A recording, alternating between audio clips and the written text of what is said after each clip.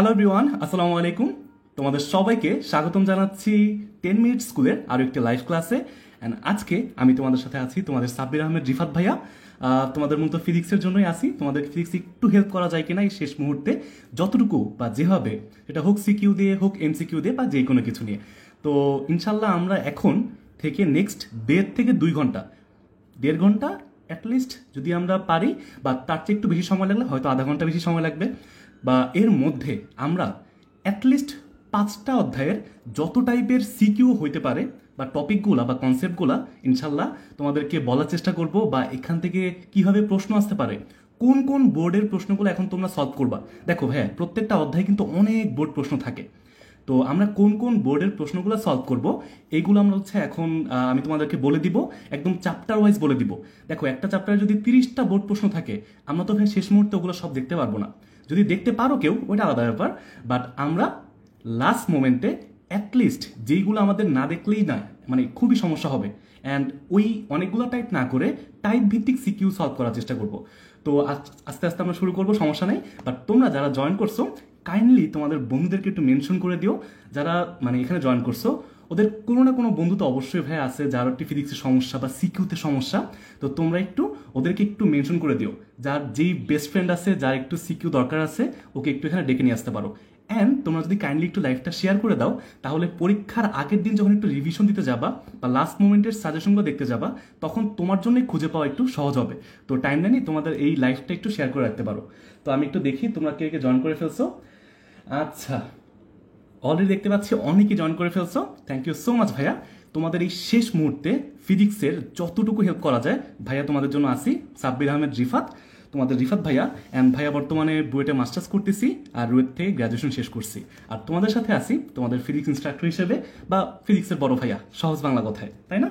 তো আমরা দেখো, পুরো ফিজিক্স বইটাকে 2টা ভাগ করছি।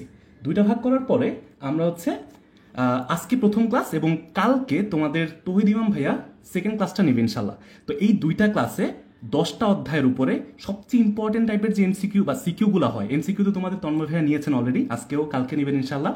তো সিকিউর দায়িত্বটা তুমি আমাদের উপর দিয়ে দাও, বুঝছো?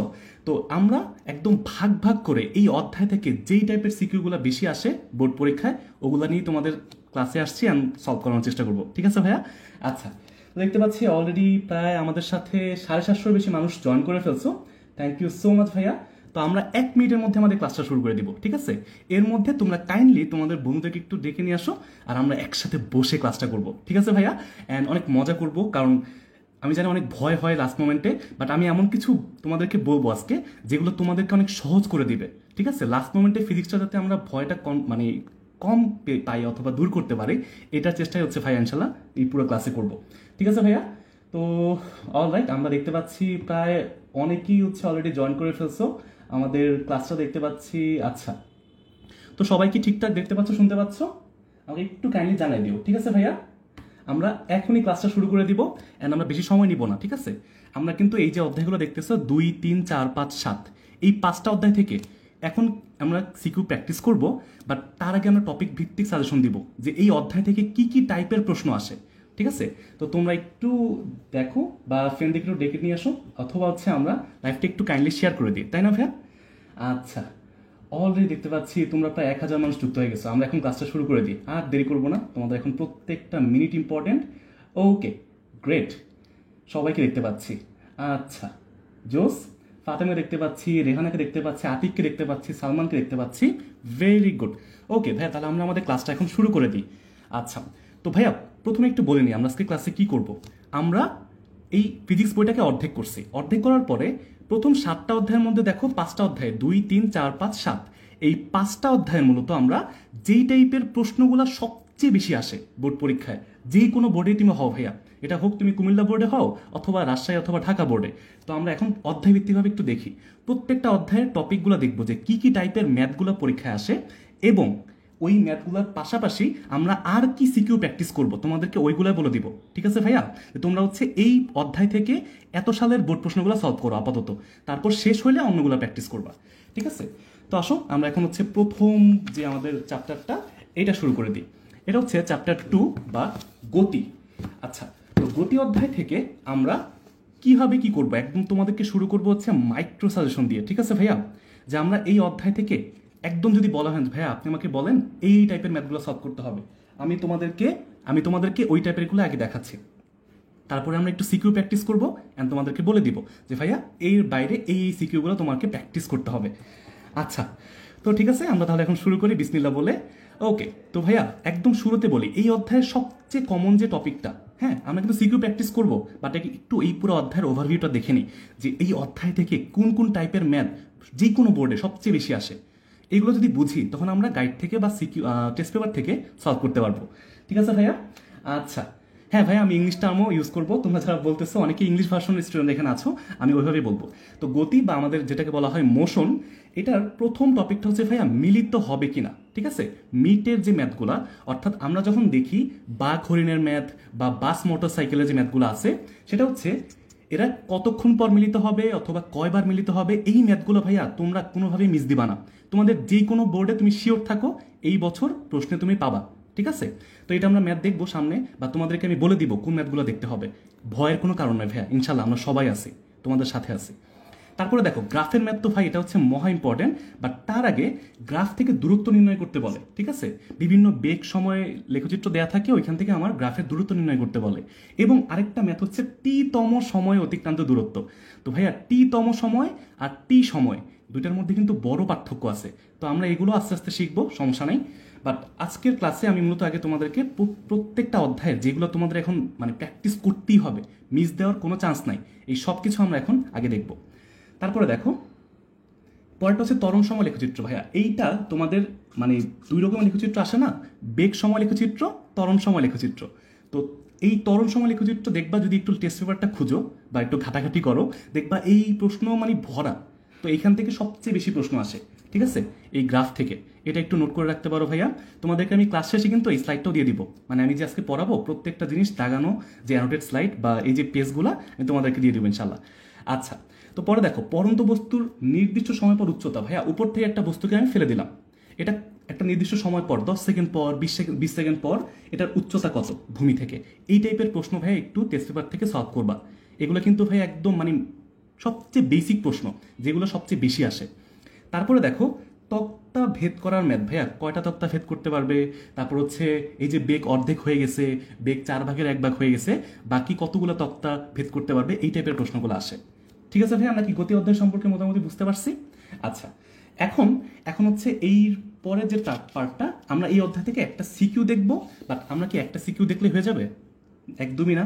তো আমি তোমাদের জন্য প্রত্যেকটা চ্যাপ্টারের জন্য তোমরা এখন অ্যাটলিস্ট যেই 6 থেকে 7টা সিকিউ সলভ করলে তোমাদের জন্য পুরো অধ্যায় সম্পর্কে একটা ওভারঅল ধারণা চলে আসবে, ওইটা আমি তোমাদেরকে বলে দিচ্ছি। দেখো যেমন গতি অধ্যায় থেকে আমি এখন এই সিকিউটা তোমাদেরকে সলভ করাবো। দেখো এই যে আমাদের যে সামনে এখানে এই সিকিউটা তোমাদেরকে এখন সলভ করাবো। এই সিকিউটার পাশাপাশি দেখো তোমরা এই অধ্যায় থেকে অ্যাটলিস্ট এই যে তোমার 6টা বোর্ডের কথা বলা আছে, 6টা বোর্ড প্রশ্ন। বরিশাল 24 মানে কি ভাইয়া? বরিশাল বোর্ড 2024 সালে যে প্রশ্নটা আসছে তোমরা টেস্ট পেপার থেকে অবশ্যই অবশ্যই ওটা দেখবা, ওই টাইপের প্রশ্ন দেখবা। Jessore board 23, 22, Comilla board 21, Dinajpur board 21, Dhaka board 16।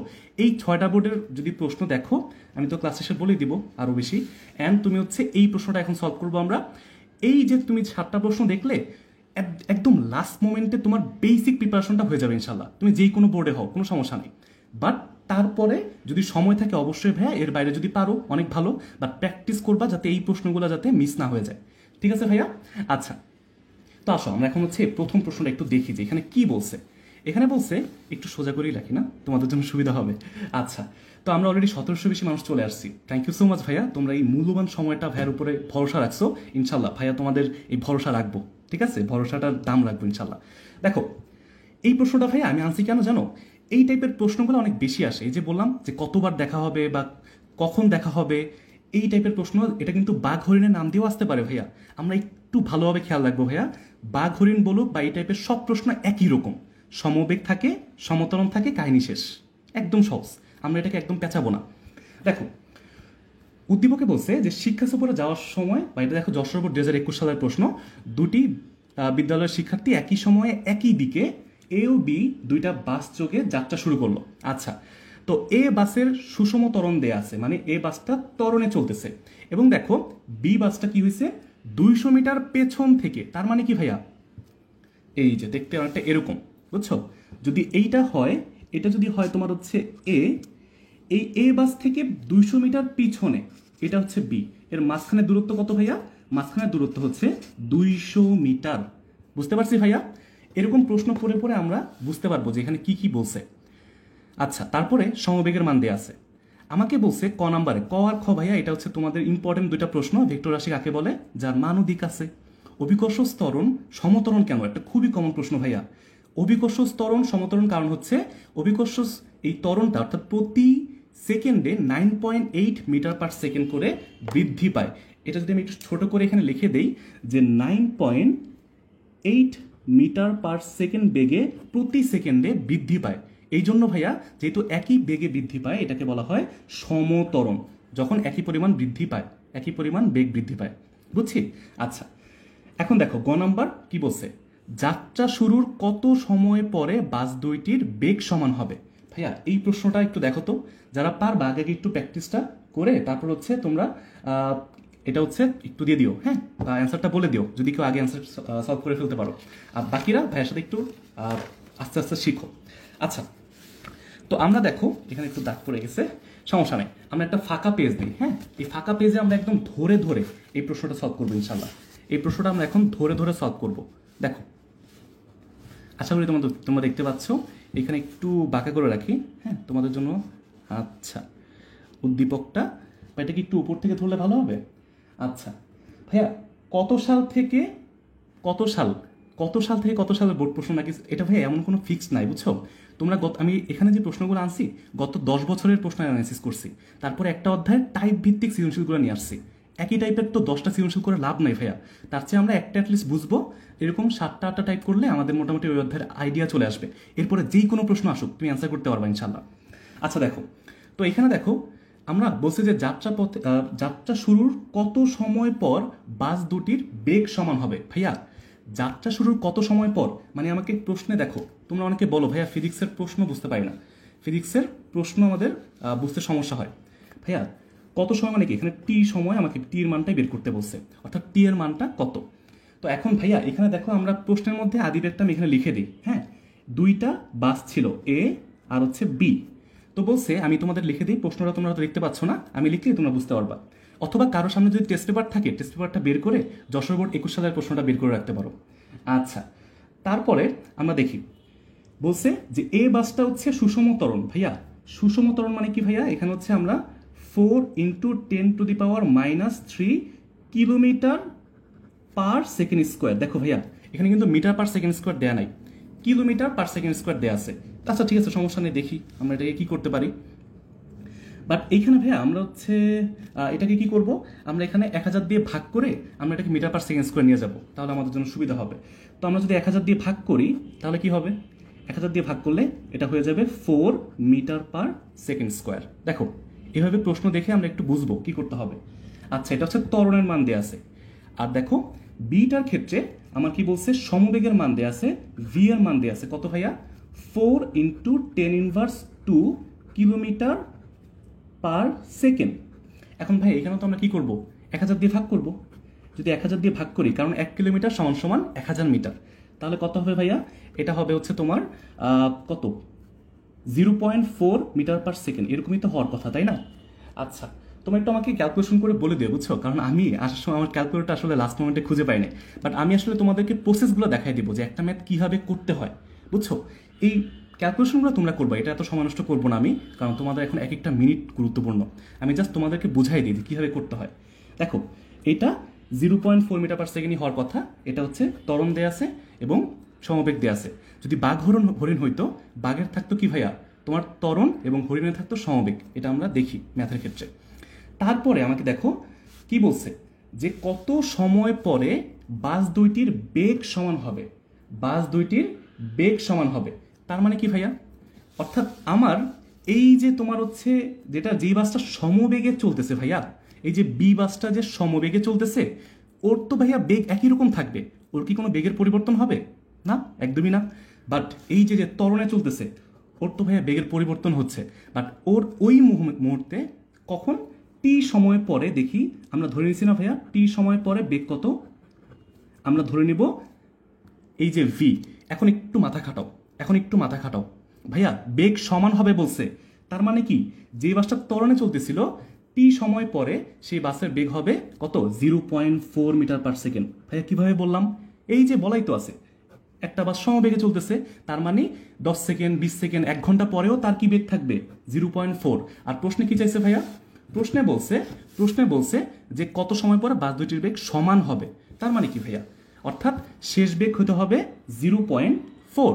আচ্ছা, এখন আমরা কি ভাইয়া সূত্র জানি, আমরা সূত্র জানি ত্বরণে কোনো বাস চললে বেগের মান v = u + at। একদম সহজ সূত্র না ভাইয়া, যেখানে দেখো আদিবেগ তো শূন্য, কারণ আদিবেগের কোনো কথা বলা নাই।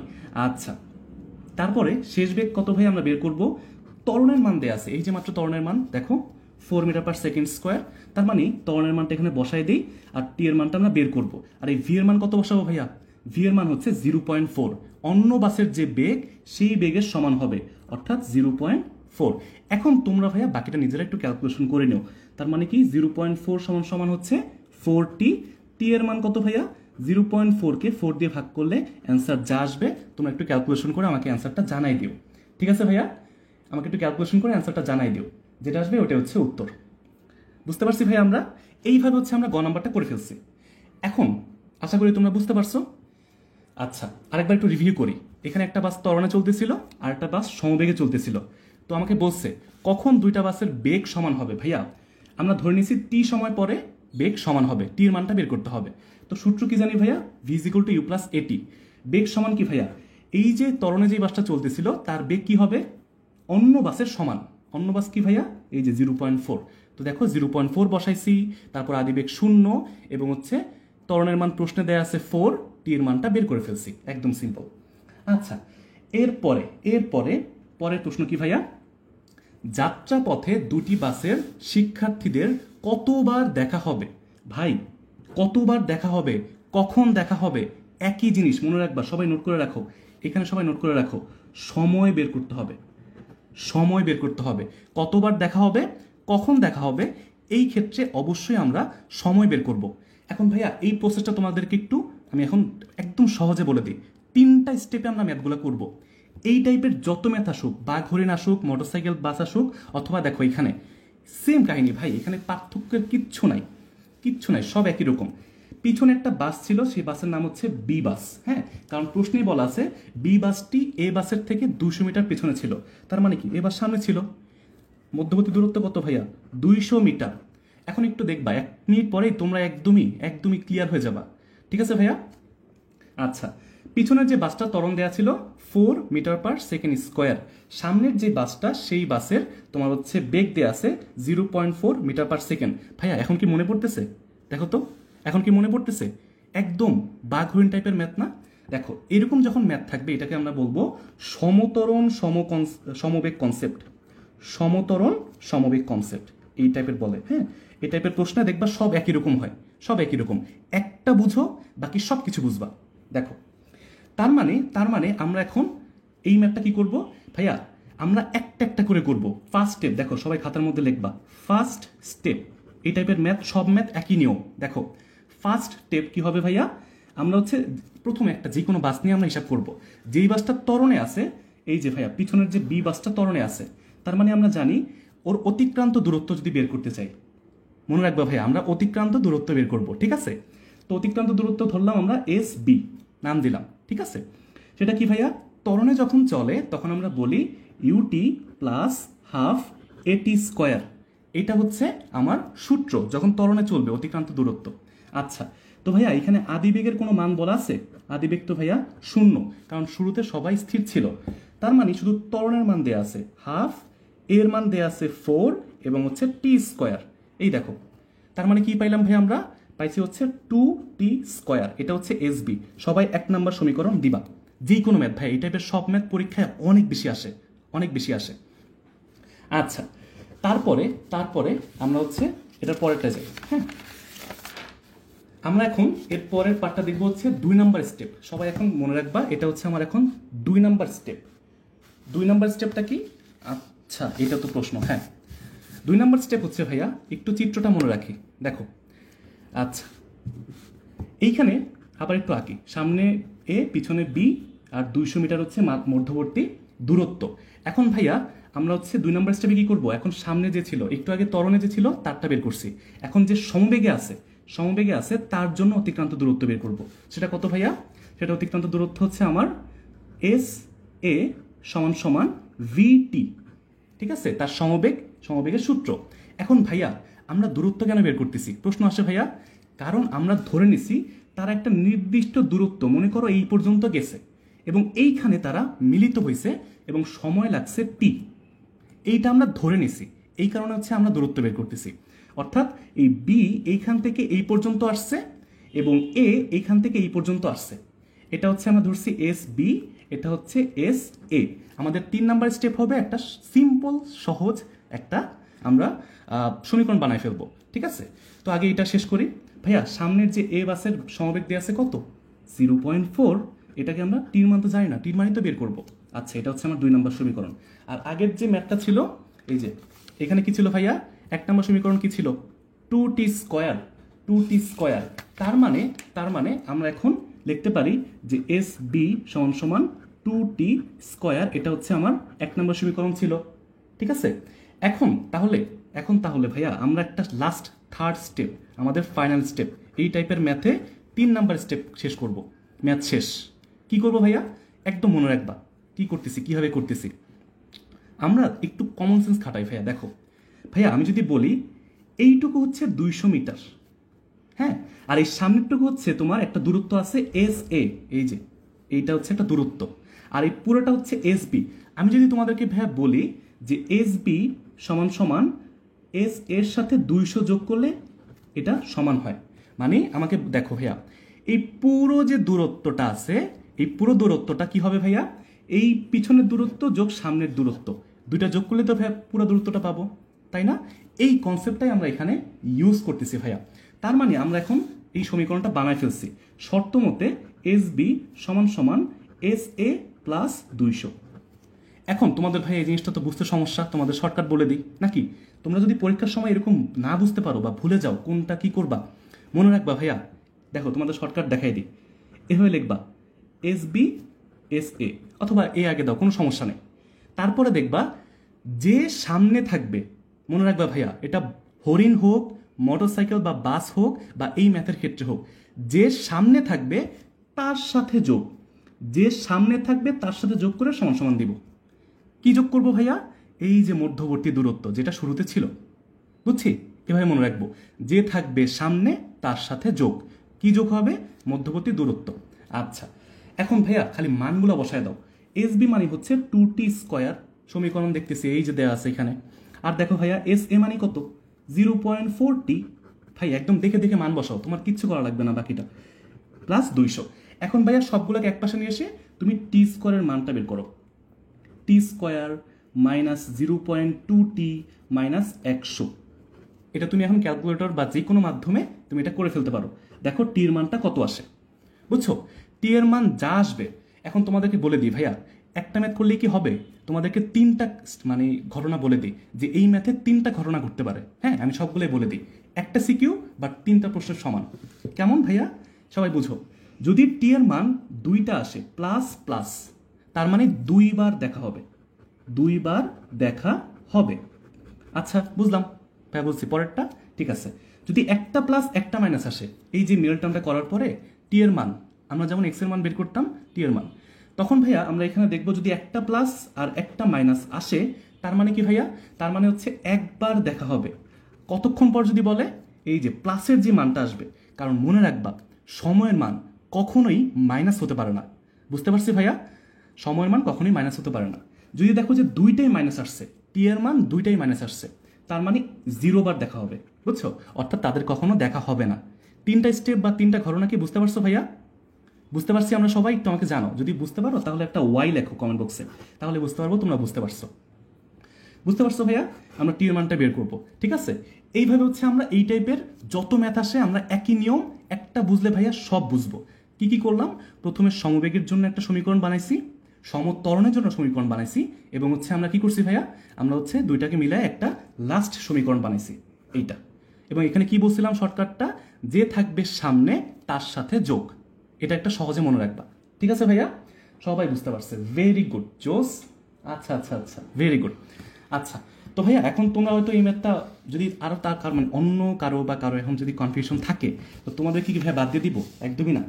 তোমাদের জন্য একটু দেখো, এই যে প্রশ্নটা আছে, তোমরা একটু তোমাদের জন্য রেফারেন্স সহ নিয়ে আসছি। আমি কি ভাইয়া এমনি এমনি কোনো ম্যাথ নিয়ে আসছি বলো? তোমাদেরকে আমি লাস্ট মোমেন্টে 1 সেকেন্ড মানে নষ্ট করতে দিব? একদমই না। তো দেখো, এই যে ভাইয়া তোমরা যদি এখন প্র্যাকটিস করতে চাও ভাইয়া এই অধ্যায়ের বাকি টাইপের ম্যাথগুলা, কাইন্ডলি একটু এই প্রশ্নগুলো একটু এখন আজকে রাত থেকে শুরু করে ক্লাসের পরে প্র্যাকটিস করবা বা দাগাবা। এই অধ্যায়ের ভাইয়া এই কয়টা প্রশ্ন বাদ দিয়ে কেউ হচ্ছে পরীক্ষার হলে যাবা না, বুঝছো? এবং তোমাদের যদি কোনো একটা মানে প্রশ্ন সলভ করতে গিয়ে সমস্যা হয়, তাহলে আমি তোমাদেরকে গ্রুপে একটা পোস্ট দিয়ে দিব, ওইখানে জানাই দিবা যে তোমাদের কোন বোর্ডের প্রশ্নটা সলভ করা লাগবে, কোন অধ্যায়ের কোন বোর্ডের প্রশ্নটা তোমাদের সলভ করা লাগবে বা তোমাদের বুঝতে সমস্যা হচ্ছে। আমি, তন্ময় ভাইয়া, তোমাদের তহিদিম ভাইয়া, সুনন্দা আপু সবাই রেডি আছি তোমাদের যে কোনো সমস্যা যে কোনো সময় সলভ করার জন্য ইনশাল্লাহ। জাস্ট আমাদের বলবা ভাই কখন কি লাগবে, ঠিক আছে ভাইয়া? আচ্ছা, তো আমরা প্রথম অধ্যায়টা মানে 2 নম্বর অধ্যায়টা শেষ করলাম আলহামদুলিল্লাহ। অ্যান্ড আচ্ছা, ঠিক আছে, এটা ছিল প্রথম যশোর বোর্ড 2021-এর প্রশ্ন। হ্যাঁ, এটা আমরা এতক্ষণ ধরে সলভ করছি এবং এর পাশাপাশি এইখানে যে তোমাদের লিখে রাখছি Barishal board 24, Jessore board 23, Jessore board 22, Comilla board 21, Dinajpur board 21 এবং ঢাকা বোর্ড 2016। এই প্রশ্নগুলো ভাইয়া এই অধ্যায় থেকে, শুধুমাত্র এই 2 নম্বর অধ্যায়ের জন্য বলছি কিন্তু ভাইয়া, গতি অধ্যায় থেকে অর্থাৎ মোশন চ্যাপ্টার থেকে আমরা কিন্তু কাইন্ডলি ভাই একটু দেখে যাব। ভাইয়া স্লাইড কই পাবো? স্লাইড ভাইয়া এই ক্লাস শেষেই এই গ্রুপের মধ্যেই তোমাদেরকে আমি স্লাইডটা গ্রুপের মধ্যে দিয়ে দিব, একদমই চিন্তা নেই। তোমাদের ভাইয়া স্লাইড দিব না এটা কোনো কথা বললা? অবশ্যই দিব, যা যা লাগবে সব দিব ইনশাল্লাহ। তোমরা ভাইয়া জাস্ট একটু পড়াশোনা করো, পরিশ্রম করো এবং লাস্ট মোমেন্টে একটু ভাইয়া তোমরা চেষ্টা করো একটা ভালো রেজাল্ট করার জন্য, পরিশ্রম করার জন্য। তোমরা পরিশ্রম করলে, আমাদের গাইডলাইনগুলো একটু ফলো করলে ইনশাল্লাহ তোমাদের রেজাল্ট ভাই অবশ্যই ভালো হবে। আচ্ছা, তো আমরা এখন আমাদের পরের চ্যাপ্টারের সাজেশন দিয়ে শুরু করব, মাইক্রো সাজেশন দিয়ে। অ্যান্ড আমরা অধ্যায় বল শুরু করব এখন, ঠিক আছে ভাইয়া? এটাকে ইংরেজিতে বলা হয় ফোর্স। তো যারা ইংলিশ ভার্সন আসো তোমাদের জন্য চেষ্টা করব আমি ওইভাবে হচ্ছে করার। আচ্ছা, ঠিক আছে, তো আমরা এখন হচ্ছে একটু দেখি। আচ্ছা ভাই, আমরা তো ক্যালকুলেশন করে নেই আগের প্রশ্নটা, তোমরা নিজেরা একটু বাসায় তোমাদের মতো করে ক্যালকুলেশন করে দেখো, ঠিক আছে ভাইয়া? আচ্ছা, একজন বলছে ভাইয়া শুধু এগুলো করলেই হবে? অবশ্যই, তোমরা যদি অ্যাটলিস্ট মানে মনে করো অন্য কোনো আগে পড়া হয় নাই, তাহলে তুমি অ্যাটলিস্ট এগুলো দেখবা। আর যদি সময় থাকে তখন অন্য কিছু দেখলা, প্র্যাকটিস করলা, বাট পুরোটাই ভাইয়া তোমার প্র্যাকটিসের উপরে, বুঝছো? সূত্রগুলো বুঝে তুমি যদি প্র্যাকটিস করো, ফিজিক্সে A+ কেন 90 তুমি ইনশাল্লাহ ইজিলি পাবা, কারণ ফিজিক্সের কনসেপ্ট বুঝলেই হয়, এই কনসেপ্ট ধরে ধরে ম্যাথ আসে, বুঝছো? বাট একদম সারাদিন তুমি সিউজিল প্র্যাকটিস করলা বাট তুমি কোনো কনসেপ্ট বুঝলা না, তাহলে ভাইয়া শেষ করতে পারবে না। আচ্ছা, তো চ্যাপ্টার 3 মানে হচ্ছে বল অধ্যায়। এই অধ্যায় থেকে ভাইয়া আমরা যদি বলি কোন কোন টপিকগুলো সবচেয়ে ইম্পর্টেন্ট, একদম শুরুতে ভাইয়া সংঘর্ষের যে ম্যাথগুলো আছে, বিশেষ করে মিলিত বেগটা ভাইয়া সবচেয়ে বেশি আসে তোমাদের বোর্ডের জন্য। সংঘর্ষের পর মিলিত বেগ অথবা সংঘর্ষ কি স্থিতিস্থাপক কিনা, এই কনসেপ্টগুলো একটু বুঝবা ভাইয়া। তো এইটা আমরা ইনশাল্লাহ তোমাদেরকে আমি ওই বোর্ড প্রশ্নগুলোই দাগাই দিছি, এখানে আমি নিয়ে আসছি, তো ওগুলো তোমাদের এখনই দেখাবো, সমস্যা নাই।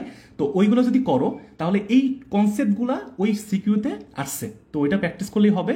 তারপরে যদি বুঝতে সমস্যা হয় ইনশাল্লাহ ভাইয়া তোমাদেরকে রেকর্ড করে তোমার শর্ট ভিডিও আকারে দিয়ে দিব ইনশাল্লাহ, ঠিক আছে ভাইয়া? আচ্ছা, ঠিক আছে, তো এইখানে ভাইয়া স্থিতিস্থাপক কিনা এটা হচ্ছে আমরা দেখি না যে গতিশক্তি সমান কিনা, অর্থাৎ সংঘর্ষের আগে এবং সংঘর্ষের পরে যদি গতিশক্তি সমান থাকে তার মানে এটা হচ্ছে স্থিতিস্থাপক সংঘর্ষ, আর যদি সমান না থাকে তাহলে হচ্ছে স্থিতিস্থাপক না, ঠিক আছে ভাইয়া? আচ্ছা, পরের যেটা সেটা হচ্ছে কি ভাইয়া, নৌকা থেকে লাফ দেওয়ার ম্যাথ। আচ্ছা, নৌকা থেকে লাফ দিলাম অথবা বন্দুকগুলির ম্যাথ একই জিনিস ভাইয়া, নৌকা থেকে লাফ দিলাম অথবা হচ্ছে বন্দুকগুলির যে ম্যাথগুলো আছে, এই বন্দুকগুলির ম্যাথগুলা তোমরা একটু পড়বা ভাইয়া। বন্দুক থেকে গুলি করলাম, বন্দুকটা কত বেগে পিছনের দিকে যাবে, অর্থাৎ পশ্চাৎ বেগ নির্ণয় করতে বলে। এই টপিকটা ভাই অনেক বেশি আসে, তো একটু সবাই একটু মনোযোগ দিয়ে এই টপিকটা পড়ো। অ্যান্ড কোন সিকিউগুলো পড়বা ভাই এখনই তোমাদের দেখাচ্ছে। হ্যাঁ, বোর্ড প্রশ্নগুলো সব তো পড়া লাগবে না, লাস্ট মোমেন্ট তো ভাই এত সময় নাই, তো আমরা একটু দেখে নিব, সমস্যা নেই। আর তারপরে মহাকর্ষ বল ভাইয়া, এটা একটা কমন কনসেপ্ট কি জানো, এই যে পৃথিবীতে অভিকর্ষ ত্বরণ যদি 9.8 হয়, চাঁদে কত, GM কত, তো আমরা G is equal to G M divide by R square, এই সূত্র দিয়ে ভাইয়া ম্যাথ করছি না, মনে আছে? তো মহাকর্ষের এই সূত্র দিয়ে ভাইয়া তোমাদের ম্যাথ আসতে পারে বিভিন্ন জায়গায়, মঙ্গল গ্রহ বলো অথবা চাঁদে তোমাদের অভিকর্ষ ত্বরণ বের করতে বলতে পারে। তো এই সূত্র দিয়ে আমরা ম্যাথগুলো দেখবো। আমি তোমাদের সিকিউ নিয়ে আসছি, দাগে মানে কোনটা করতে হবে তো এটা তখন দেখতে পারবা। তারপরে হচ্ছে ঘর্ষণযুক্ত রাস্তায় চলার সময় লব্ধি ত্বরণ, ভাইয়া মাঝে মাঝে ত্বরণ বের করতে বলে। তো আমরা ওই যে মনে আসছে ভাইয়া যে এফ মাইনাস এফ কে সমান সমান এম এ, এই সূত্র দিয়ে ম্যাথ করি। তো এই সূত্রটা অনেক বেশি কাজে লাগে, বুঝছো?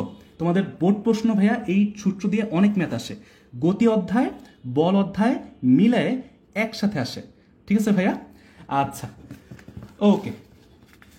তোমরা ভাইয়া ম্যাথটা জাস্ট মানে নিয়মটা বুঝো, আর ম্যাথটা তোমরা নিজে নিজে বাসায় প্র্যাকটিস করো, ক্যালকুলেশনগুলো বাসায় একটু প্র্যাকটিস করো। হ্যাঁ, আমি জাস্ট ক্যালকুলেশনগুলো মানে মুখে মুখে করছি, আপাতত ক্যালকুলেটর এখানে খুঁজে পাচ্ছিলাম না, বুঝছো? আচ্ছা, ঠিক আছে। তো এই যে ভাই সৃজনশীলটা, এটা আমরা এখন সলভ করব। এইটা মনে করো তোমাদের একটা মানে কি বলে, একটা গণপ্রশ্ন, হ্যাঁ, একটা জাতীয় প্রশ্ন। এই প্রশ্নটা তোমাদের যে কোনো বোর্ডে তোমরা পেয়ে যাবা, শিওর থাকো, তুমি যেই বোর্ডই হোক, কোনো সমস্যা নেই। বাট এর বাইরে তোমরা কোনগুলো প্র্যাকটিস করবা ভাইয়া, এটা তো এখন করাই দিব, সমস্যা নেই। তোমরা এর বাইরে অ্যাটলিস্ট এই যে চট্টগ্রাম বোর্ড 24 সালের প্রশ্নটা দেখবা, ঢাকা বোর্ড 23 সালের প্রশ্ন, রাজশাহী বোর্ড 23 সালের প্রশ্ন, সিলেট বোর্ড 22 সালের প্রশ্ন এবং রাজশাহী 19 সালের প্রশ্ন। দেখো এই বোর্ড প্রশ্নগুলো দেখলে ভাইয়া এই অধ্যায় সম্পর্কে তুমি একটা ওভারঅল আইডিয়া পেয়ে যাবা, যেই প্রশ্নগুলো সবচেয়ে বেশি রিপিটেটিভলি আসে, বুঝছো? অনেক বেশি রিপিট হয়, এগুলো আমরা ইনশাল্লাহ ক্লিয়ার করে ফেলতে পারবো। তুমি এখন যে কোনো বোর্ডে হও, তোমার একটা কমপ্লিট একটা প্রিপারেশন থাকবে ইনশাল্লাহ। আচ্ছা, তো আমরা এখন আসো, এইগুলো তো দেখলাম, স্লাইডটা তো ক্লাসের শেষে পেয়ে যাবো ইনশাল্লাহ। আমরা এখন হচ্ছে এই প্রশ্নটা একটু দেখি। এটা হচ্ছে তোমার ময়মনসিংহ বোর্ড 2024-এর প্রশ্ন। ময়মনসিংহ বোর্ড 2024-এ এই প্রশ্নটা আসছে। তো আমরা এটা একটু দেখি এখন যে কি বলছে, ঠিক আছে? আচ্ছা, তো কারো যদি প্রশ্ন বুঝতে এখান থেকে সমস্যা হয় তাহলে একটু কাইন্ডলি ভাইয়া তোমরা হচ্ছে তোমাদের টেস্ট পেপারটা খুলেও এই বোর্ডটা বের করে রাখতে পারো, ভাইয়া তোমাদেরকে বুঝাই দিই। এবং এই টাইপের সব প্রশ্ন তোমরা কীভাবে সলভ করবা একদম এখন মানে খাওয়াই দেবো ইনশাল্লাহ, সমস্যা নাই, বুঝছো? বাট আমাদের টার্গেট একটাই, যে তোমরা যাতে ভাইয়া সর্বোচ্চ ভালো রেজাল্ট করতে পারো ইনশাল্লাহ।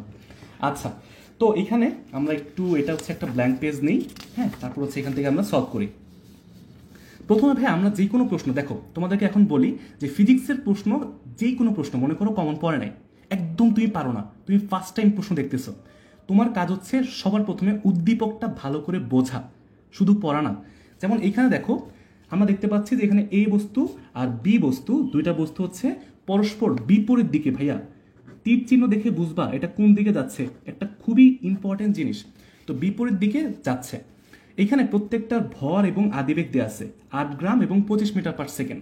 ভাইয়া তোমাদের জন্য প্রথম প্রশ্ন, তোমরা একটু আমাকে জানাও তো, তোমরা কি ভাইয়া গ্রামে রাখবা নাকি কেজিতে নিবা? আমাকে একটু বলো, তোমরা কি গ্রামে রাখবা নাকি কেজিতে নিবা? আচ্ছা, তোমরা ভাইয়া একটু একটু কাইন্ডলি তোমরা হচ্ছে মনে রাখবা ভাইয়া যে আমরা সব কিছু সহজে বোঝার জন্য এসআই এককে রাখবো। আমরা কেজি, মিটার এবং সেকেন্ড এর বাইরে ভাই কোনো কিছু ক্যালকুলেশন করবো না, তাহলে ভুল হওয়ার সম্ভাবনা বেশি। বুঝতে পারছো ভাইয়া? তো এখন দেখো আগে একটু আমরা সিকিউর এটা প্রশ্নটা একটু ভালো করে পড়ি যে এখানে কি বলছে। দেখো এখানে বলছে যে এ ও বি দুইটা মার্বেল খেলনা, মার্বেল তোমরা অনেকেই খেলছো ছোটবেলায়। তো এইটা কি হয়েছে, এরা সংঘর্ষ হয়েছে। ভাইয়া সহজ কথা আমরা বুঝতে পারছি, এখানে একটা সংঘর্ষ হয়েছে, এইখানে একটা সংঘর্ষ হয়েছে, ধাক্কাধাক্কি লাগছে। এখন প্রথম প্রশ্ন ভাইয়া, আচ্ছা, এবং সংঘর্ষের পরে এরা কি হয়েছে, সমবেগে চলতে থাকে, সমবেগে এরা একসাথে চলতে থাকে, মানে একসাথে কথাটা প্রশ্নে বলা আছে, বাট এখান থেকে বলা আছে সমবেগে চলে। আচ্ছা, প্রথম প্রশ্ন ভাইয়া, বেগ কাকে বলে? এই যে সময়ের সাথে দূরত্বের স্মরণের পরিবর্তনের হারকে, সময়ের সাথে স্মরণের পরিবর্তনের হারকে বেগ বলে। আমরা জানি শক্ত মাটিতে হাঁটা সহজতর কেন হয়? ভাইয়া আমরা জানি যে আমরা হাঁটতে পারি কারণ হচ্ছে নিউটনের তৃতীয় সূত্র অনুযায়ী আমাদের একটা প্রতিক্রিয়া বল কাজ করে আমাদের উপরে, তাই না ভাইয়া? তো ওই জিনিসটাই আমরা মূলত এখানে অ্যাপ্লাই করব, ব্যাখ্যা করে দিব যে শক্ত মাটিতে আমাদের হচ্ছে প্রতিক্রিয়া বলটা খুব সুন্দরভাবে পায়ের সোজাসুজিভাবে আমাদের কাজ করে, যার কারণে আমাদের মানে মাটিটা সরে যায় না, যার কারণে একটা সহজ ভালো একটা প্রতিক্রিয়া বল আমরা পাই, যেটা দিয়ে আমরা হাঁটতে পারি। ঠিক আছে? আর যদি নরম মাটি হয় তখন মাটিটা সরে যায়, ঠিক মতো প্রতিক্রিয়া বলটা তৈরি করতে পারে না, যার কারণে হচ্ছে আমরা ঢুকে যাই বা হাঁটতে পারি না, কষ্ট হয়।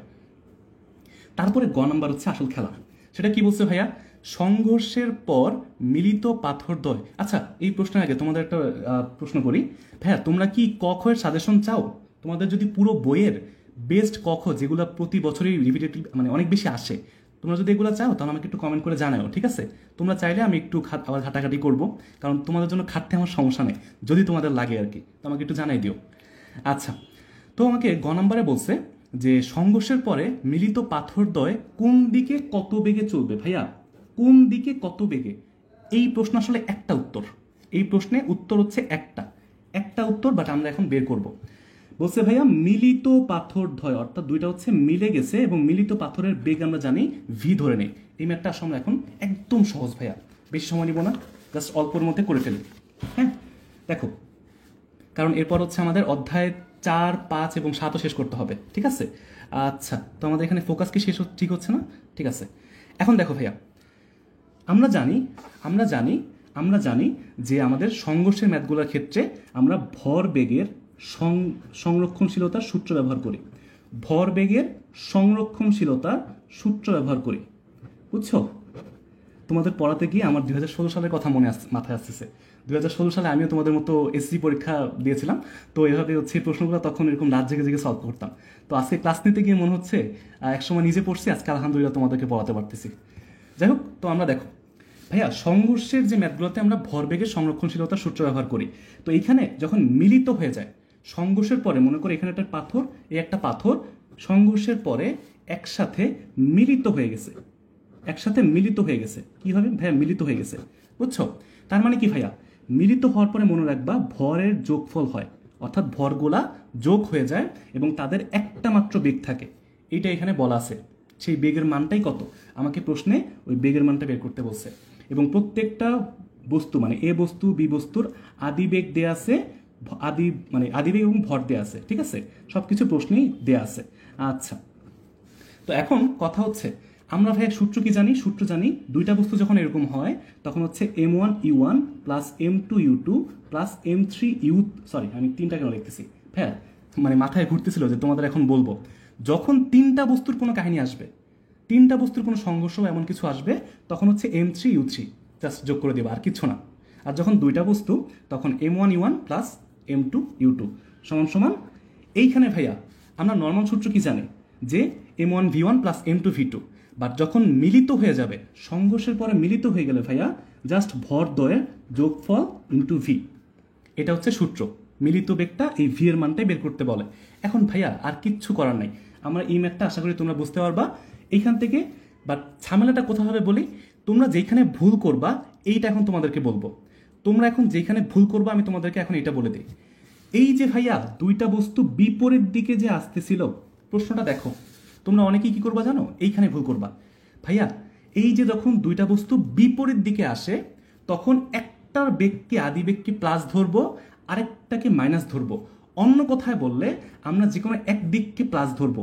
আমরা ডান দিকে যদি প্লাস ধরি, মনে করো এই যে তোমাদের ডান দিকে প্লাস আছে, তার মানে কি ভাইয়া এই যে বাম দিক হবে মাইনাস। এই জায়গাটা একটু খেয়াল রাখবো, ঠিক আছে? এই প্লাস মাইনাস যদি ঠিক রাখতে পারো, ম্যাথ একদম 4-এ 4, 3-এ 3। বাট তোমরা ম্যাক্সিমাম ভাইয়া এই প্লাস মাইনাসে ভুল করবা। ভালো করে দেখবা এটা কি বিপরীত দিকে নাকি একদিকে। যদি এমন হইতো ভাইয়া যে দুইটাই হচ্ছে একই দিকে, মানে মনে করো এটা যাচ্ছে এই দিকে, আরেকটা বস্তু একই দিকে, তখন হচ্ছে দুইটাই আমরা প্লাস ধরবো। কারণ কি একই দিকে প্লাস, এটা হচ্ছে ভাইয়া কারণ কি ভেক্টর রাশি, আমরা জানি ভেক্টর রাশি হচ্ছে একটা, মানে ভেক্টর রাশির দিকও থাকে মানও থাকে। তো যদি দিক পরিবর্তন হয়ে যায় তাহলে কিন্তু ভাইয়া আমরা এখানে বুঝাই যে এখানে প্লাস মাইনাস দিয়ে মূলত দিকটা বোঝায় আর কি, ঠিক আছে? ভেক্টর রাশি পরিবর্তন হয়ে যাবে।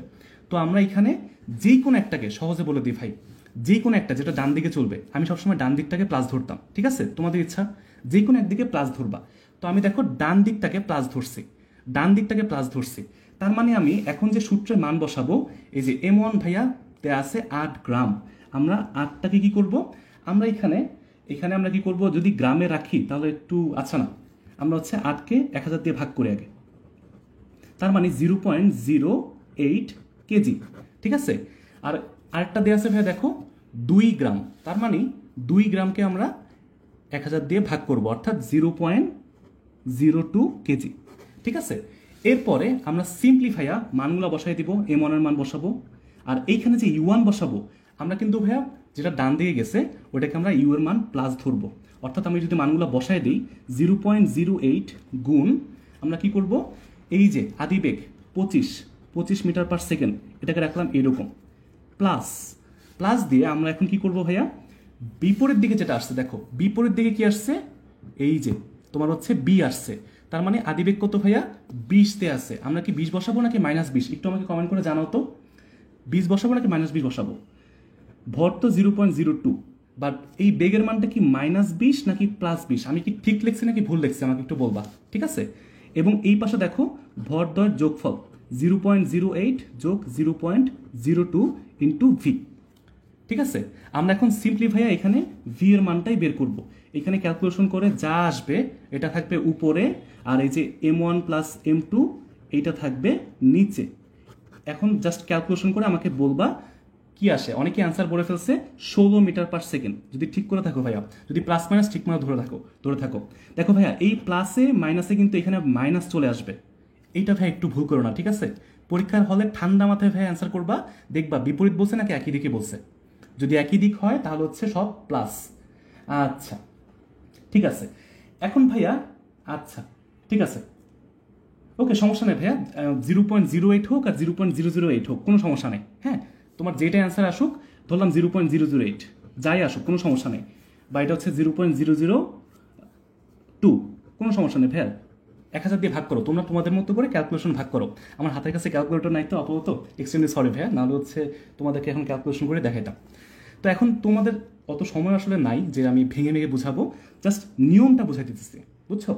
তো দেখো এখানে যা অ্যান্সার আসবে, বুঝছো, তোমাদের ক্যালকুলেশন অনুযায়ী যা আসবে এটা হচ্ছে আমার উত্তর। মনে করো 16 আসছে, মনে করো, তোমরা নিজেদের মতো বাসায় ক্যালকুলেশন করে নিও, বাট প্রসেসটা তোমরা বুঝো এখানে ক্লাসের মধ্যে। যদি ভাই এখানে প্লাস আসে, যদি +16 আসে, তার মানে এই যে প্রশ্নে বলছে যে কোন দিকে যাবে, ভাইয়া কোন দিকে যখন যাবে এটা বলছে, তার মানে কি প্লাসের দিকে যাবে।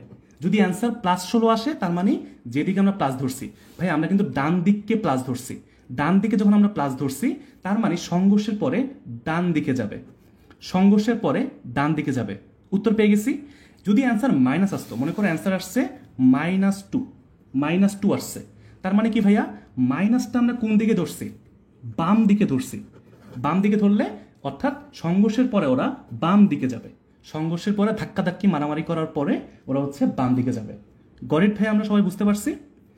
আচ্ছা, তো এটা সহজ, এটা আসলে বেশি সময় নষ্ট করবো না, এটা একটু বাসায় আরেকবার দেখে নিও, ইনশাল্লাহ পেরে যাবা। পরের যে প্রশ্নটা ভাইয়া, উদ্দীপকের ঘটনাটি ভরবেগ ও গতিশক্তির সংরক্ষণশীলতা মেনে চলে কিনা। ভাইয়া এটা আমি তোমাদের করাই দিব না, জাস্ট সূত্রটা বসাই দিই, বাকি সব কিছু কি জানো, মান বসাবা, আর কিচ্ছু না। ভাইয়া একটু দেখো, একটু দেখো, আমরা একটু এখানে খেয়াল করি।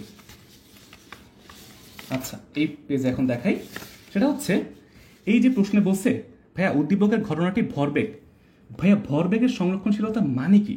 ভরবেগের সংরক্ষণশীলতার মানে হচ্ছে আদি ভরবেগের যোগফল, আদি ভরবেগের যোগফল, অর্থাৎ প্রথমে যে ভরবেগ ছিল কত ছিল ভাইয়া, m1 u1 plus m2 u2, এই মানটা একটু আলাদাভাবে বের করবা। একক কি ভাইয়া, ভরবেগের একক হচ্ছে কেজি মিটার পার সেকেন্ড। এরপরে শেষ ভরবেগ অর্থাৎ সংঘর্ষের পরের ভরবেগ, সংঘর্ষের সংঘর্ষের পরের ভরবেগ, সংঘর্ষের পরের ভরবেগ যদি বের করো, সেটা কি ভাইয়া, যেহেতু মিলিত হয়ে গেছে ভাইয়া, তার মানে কি m1 m2 ইন্টু ভি, ভর ইন্টু বেগ, মিলিত বস্তুর ভর এবং মিলিত বেগ। বুঝতে পারছো ভাইয়া? সরি ভাইয়া একটু গলা ই করে গেছে। আচ্ছা, তো এখন আমরা হচ্ছে এইখানে একটা মান পাবো, সব মানটা প্রশ্ন থেকে বসাই দিবা, m1 এর মান কি, m2 এর মান কি, জাস্ট বসায় দাও, জাস্ট বসায় দাও, একদম সহজ। এখন আদিটা পাবো, শেষ পাবো। যদি দেখো ভাইয়া দুই পাশে সমান, এই পাশে মনে করো 1000 আসছে, এই পাশেও 1000 আসছে, দুই পাশে যদি সমান হয় তার মানে হচ্ছে তোমার ভরবেগের সংরক্ষণশীলতার সূত্র মানছে। যদি সমান না হয় তাহলে মানে নাই। আচ্ছা, তারপরে কি বলছে, গতিশক্তির সংরক্ষণশীলতা। ভাইয়া সেম ভাবে এখন গতিশক্তি বের করি। আদি গতিশক্তি কি ভাইয়া, half m1 u1 square plus half m2 u2 square, যেটা অ্যান্সার পাবা অত জুল হচ্ছে আমার সংঘর্ষের আগের গতিশক্তি। আর সংঘর্ষের পরের গতিশক্তি কি ভাইয়া, একদম সেম, হাফ ইন্টু ভর। ভাইয়া সংঘর্ষের পরে কি মিলিত হয়ে গেছে না, মিলিত হয়ে গেলে ভর হচ্ছে দুইটা যোগ, হাফ ইন্টু ভর। আর বেগ কি ভাইয়া, একটা বেগ, সেই বেগটা হচ্ছে ভি স্কোয়ার। শেষ, এটা হচ্ছে আমার অ্যান্সার যা আসবে এত জুল। তারপর দেখবা যদি মনে করো দেখো দুই পাশে 1000 জুল আসছে, মনে করো এই পাশেও 1000, এই পাশেও 1000, মানে তোমার হচ্ছে আদি সংঘর্ষের আগে এবং সংঘর্ষের পরে একই পরিমাণ যখন শক্তি আসবে, তার মানে গতিশক্তির সংরক্ষণশীলতার সূত্র মানছে। অন্য ভাষায় বললে স্থিতিস্থাপক সংঘর্ষ হয়েছে। স্থিতিস্থাপক সংঘর্ষ, যেটাকে ইংরেজিতে বলা হয় ইলাস্টিক কলিশন। যারা ভাই ইংলিশ ভার্সনে আছো তোমাদের জন্য বলি, ইলাস্টিক কলিশন বলে, ঠিক আছে?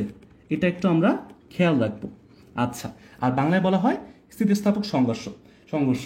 আর যদি দুই পাশে সমান না হয়, মনে করো এই পাশে আসছে 1200, এক পাশে 1000 আর এক পাশে 1200, তার মানে কি ভাইয়া সমান হয় নাই, তার মানে এটা ইলাস্টিক কলিশন না। এইটা হচ্ছে আমাদের পরের সৃজনশীলটাও শেষ হয়ে গেল ভাইয়া। এখন তোমাদের জন্য মোটামুটি আমরা 2টা অধ্যায় শেষ করে ফেলছি।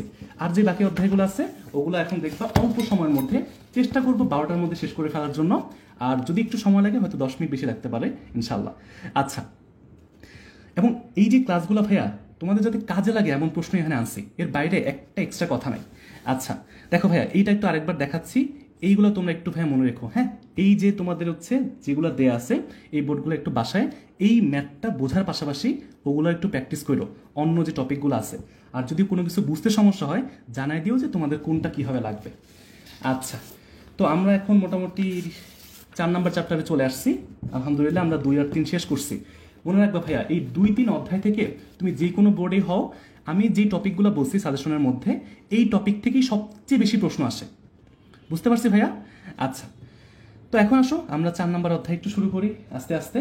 ঠিক আছে ভাইয়া, এই পর্যন্ত কি সবাই বুঝতে পারছি? আমাকে একটু কমেন্ট করে জানায় দাও। আর এখন ভাইয়া তোমাদের জন্য একটা ছোট্ট অ্যানাউন্সমেন্ট দিই, 1 মিনিটের একটা অ্যানাউন্সমেন্ট, একটু রেস্টও দিই তোমাদেরকে। সেটা হচ্ছে ভাইয়া, আমাদের কিন্তু HSC 27 ব্যাচ প্রি বুকিং চলতেছে, বুঝছো? তোমরা কিন্তু ভাই আমাদের নেক্সট HSC ব্যাচ, তোমরা কিন্তু পরীক্ষা দেওয়ার পরেই HSC 27 ব্যাচ হয়ে যাবা। তোমাদের জন্য আমাদের বিভিন্ন কোর্সে বাংলা, ইংরেজি, ICT, ফিজিক্স, কেমিস্ট্রি, ম্যাথ, বায়োলজির একসাথে অথবা আলাদা আলাদা বিভিন্ন কোর্সে প্রি বুকিং চলতেছে। এখন এটা করলে ভাই কী লাভ হবে? সবচেয়ে বড় যে লাভটা হবে, তোমরা পরীক্ষার আগে, মনে করো SSC পরীক্ষার আগে জুম সেশনে তোমাদের মানে তোমরা আমাদের সাথে কথা বলতে পারবা ডিরেক্টলি। আমি তোমাদের তন্ময় ভাইয়া, তহিদ ইমাম ভাইয়া সবাই একসাথে বসে তোমাদের সাথে কথা বলবো, তোমাদের কথাগুলো শুনবো। এটা হচ্ছে একটা ভালো একটা মানে গিফট থাকবে তোমাদের জন্য। অ্যান্ড তোমরা তো আগে থেকে ফাউন্ডেশন কোর্সগুলো কিনতে পারতেছো, দেখতে পারতেছো। তো এটা একটু আমাদের যে কমেন্টে মনে হয় একটা লিঙ্ক দেওয়া আছে, অথবা দ্বারা আমি তোমাদেরকে দিয়ে দিই। হ্যাঁ, কমেন্টে একটা লিঙ্ক দেওয়া থাকার কথা, বা যদি না থাকে আমি তোমাদেরকে দিয়ে দিচ্ছি। Just 1 minute. হ্যাঁ, আমরা তাহলে হচ্ছে আমাদের বাকি অধ্যায়গুলো শেষ করে ফেলবো। আচ্ছা, তো কমেন্টে কি লিঙ্কটা দেয়া আছে? একটু দেখি, চেক করি, আমাকে একটু জানাও। হ্যাঁ, যে তোমরা হচ্ছে এই লিঙ্কটা পাচ্ছ কিনা, প্রি বুকিংয়ের যে লিঙ্কটা আছে। আচ্ছা ঠিক আছে। আচ্ছা, এখানে মনে হয় পাচ্ছি না, তোমাদেরকে আমি ক্লাস শেষে দিয়ে দেবো ইনশাল্লাহ। হ্যাঁ, তো এটা বিভিন্ন আমাদের কোর্সের লিঙ্কগুলো এখান থেকে যদি প্রি বুকিং করো একটা ছোটো অ্যামাউন্ট দিয়ে, তোমরা এখানে এই গিফটগুলো পেয়ে যাবে ইনশাল্লাহ। অ্যান্ড তোমাদের জন্য এখানে আমরাও আছি, বুঝছো? ফিজিক্সের জন্য ইনশাল্লাহ আমি থাকবো, তন্ময় ভাই থাকবে, তৈরি ভাইয়া থাকবে, সবাই থাকবো আমরা ইনশাল্লাহ। আচ্ছা, তো আমরা একটু পড়া ব্যাক করি। সেটা কি? গতি শক্তি, আমাদের যে মানে কি বলে শক্তি যে অধ্যায়টা, হ্যাঁ, কাজ ক্ষমতা শক্তি অধ্যায়টা, এই অধ্যায় ভাইয়া মনে করো তোমরা যারা কুমিল্লা বোর্ডে আসো, তোমাদের জন্য ধরে রাখতে পারো এখান থেকে একটা সিকিউ তোমরা পাবা। হ্যাঁ, ইভেন বাকি সব বোর্ড তো অবশ্যই পাবা, বাট কুমিল্লা বোর্ডে বলে না যে ভাইয়া প্রশ্ন অনেক কঠিন আসে। তুমি এই অধ্যায়ের যে টপিকগুলো সবচেয়ে বেশি আসে নিয়ে আসছি, তো ওগুলো একটু পড়ে যেও ভাইয়া, ইনশাল্লাহ এখান থেকে তোমরা কমন পাবা। ঠিক আছে? তো এখানে কোন টপিকগুলো একটু বেশি আসে ভাইয়া? দেখো, এই 3টা টপিক সবচেয়ে বেশি আসে, এই 3টা টপিক সবচেয়ে বেশি আসে। সেগুলো কি ভাইয়া? এটা হচ্ছে গতিশক্তি স্থিতিশক্তির সম্পর্ক। মানে কি ভাইয়া? কোন উচ্চতায় গতিশক্তি বিভব শক্তির 2 গুণ, 3 গুণ, 4 গুণ, অর্ধেক, এই যে শর্ত দেয়া থাকে, এই শর্ত দেখে তো তোমাদের অ্যান্সারগুলো প্রশ্নগুলো আসে। তো এই টপিকটা ভাইয়া তোমাদের টেস্ট পেপারে এই টাইপের প্রশ্নগুলো একটু দেখতে হবে। ঠিক আছে? আর তারপরেও যদি সমস্যা হয় ভাইয়া, আমি তোমাদেরকে আলাদা শর্ট ভিডিও করে এই গ্রুপের মধ্যে দিয়ে দিব, তোমাদের যদি কোনো টপিকে লাগে। হ্যাঁ, আচ্ছা, তারপরে হচ্ছে কুয়ার যে ম্যাথগুলো আছে ভাইয়া, অর্ধেক খালি করব, পরিপূর্ণ করব, এই কুয়ার ম্যাথগুলো ভাইয়া অনেক বেশি আসে। তো আমরা কুয়ার ম্যাথগুলো করব, যেখানে হচ্ছে পাম্প দিয়ে আমরা কুয়া খালি করি। তো এখানে পাম্পের ক্ষমতা বা এই টাইপের প্রশ্নগুলো আসে। কর্মদক্ষতা যে ভাই আমরা বের করি, কর্মদক্ষতা মানে যে এটা দিয়ে যে আমরা কোন মোটরটা ভালো, কোন মোটরটা খারাপ, এই টাইপের যে আমরা প্রশ্নগুলো আছে তোমাদের বোর্ডে কিন্তু ভাইয়া অনেক বেশি আসে। এর বাইরে তোমাদের স্প্রিংয়ের ম্যাথগুলো আসে, যদি সময় পাও। যদি সময় পাও তাহলে একটু স্প্রিংয়ের ম্যাথ দেখবা, যদি সময় পাও, না হলে সমস্যা নাই। স্প্রিংয়ের ম্যাথ মানে কি ভাইয়া? 2টা সূত্র, F = -kx যদি বল বলে, আর যদি শক্তি বলে হাফ কে এক্স স্কোয়ার। একটু শর্টে বলে দিলাম। হ্যাঁ, যদি স্প্রিং থেকে কখনো প্রশ্ন আসে ভাইয়া, এই দুটো জিনিস মনে রেখো। এক্স মানে কি ভাইয়া, কতটুকু সংকোচন বা প্রসারণ হয়েছে স্প্রিংয়ের, আর কে হচ্ছে স্প্রিং ধ্রুবক, এফ হচ্ছে বল। এটা একটু মাথায় রেখো, ঠিক আছে? একটু জাস্ট শর্ট সাজেশন দিয়ে দিলাম আর কি। এখন আমরা এই ম্যাথটা করব। হ্যাঁ, আমাদের যে কাজ ক্ষমতা শক্তি অধ্যায় থেকে আমরা হচ্ছে এই ম্যাথটা এখন একটু করব। এই যে এই ম্যাথটা মনে করে উপর থেকে পড়ছে, মুক্ত হয়ে পড়ার পরে আমাদের কত বেগে ভূমিতে আঘাত করে এবং হচ্ছে কোথায় বিভব শক্তি যান্ত্রিক শক্তির অর্ধেক হবে। এই টাইপের প্রশ্নটা তোমরা একটু হয়তো প্যাচ লাগাই ফেলবে, আমি জানি। আর যদি কেউ পারো তাহলে একটু করে ফেলো তো দেখি। যদি এটা পারো তার মানে তোমার কনসেপ্ট সুপার ক্লিয়ার, আর না হলে ভাই এখন বুঝাই দিব, টেনশনের কোনো কারণ নাই। সাথে সাথে ভাইয়া এই যে প্রশ্নগুলা এইখানে, এই অধ্যায়টা একটু বড়, তো আমরা এটলিস্ট ভাইয়া পরীক্ষার হলে এই কয়েকটা বোর্ডের প্রশ্ন মানে এই অধ্যায় থেকে 2024 সালে অধ্যায় 4 থেকে যেই প্রশ্নটা আসছে, এইটা দিনাজপুর, যশোর 23, বরিশাল 23, এগুলো ভাইয়া পুরোটা মানে টেস্ট পেপার ঘাটাঘাটি করে তোমাদের জন্য নিয়ে আসছি। এগুলো কি জানো, এক একটা টাইপের প্রশ্ন। তোমরা একই টাইপের প্রশ্ন বারবার প্র্যাকটিস করলে তোমরা কিন্তু সিলেবাস শেষ করতে পারবে না। তার চেয়ে আমি চিন্তা করছি তোমাদেরকে অ্যাটলিস্ট টাইপ ভিত্তিকভাবে যদি কমায় নিয়ে আসা যায়, যাতে তোমাদের ধারণা হয় যে কোন ম্যাথগুলা কীভাবে করতে হয়। বুঝতে পারছি ভাইয়া? আচ্ছা, ঠিক আছে। তো আমরা মোটামুটি এখন এই অধ্যায়টা একটু শুরু করে দিই। এই অধ্যায় এই প্রশ্নটা যেটা সবচেয়ে বেশি গণপ্রশ্ন, গত বছর কুমিল্লা বোর্ডে আসছে, বুঝছো?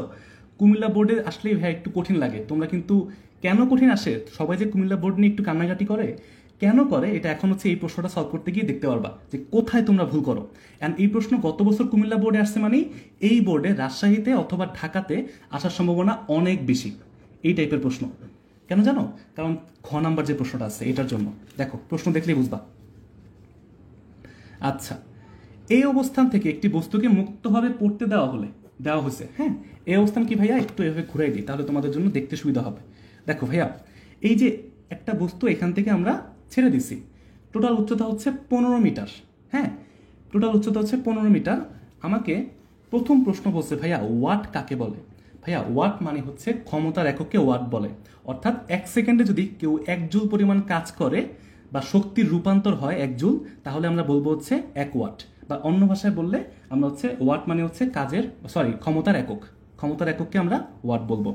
তারপরের প্রশ্নে বলছে দেখো, পরন্ত বস্তুর বিভব শক্তি হ্রাস পায় কেন। ভাইয়া এটার এক লাইনে উত্তর হয়ে যায়। তোমরা অনেকেই বলো না ভাইয়া খ নাম্বারের সমস্যা হয়। দেখো এটা একদমই মানে কমন একটা প্রশ্ন যে বিভব শক্তি হ্রাস পায় কেন ভাইয়া।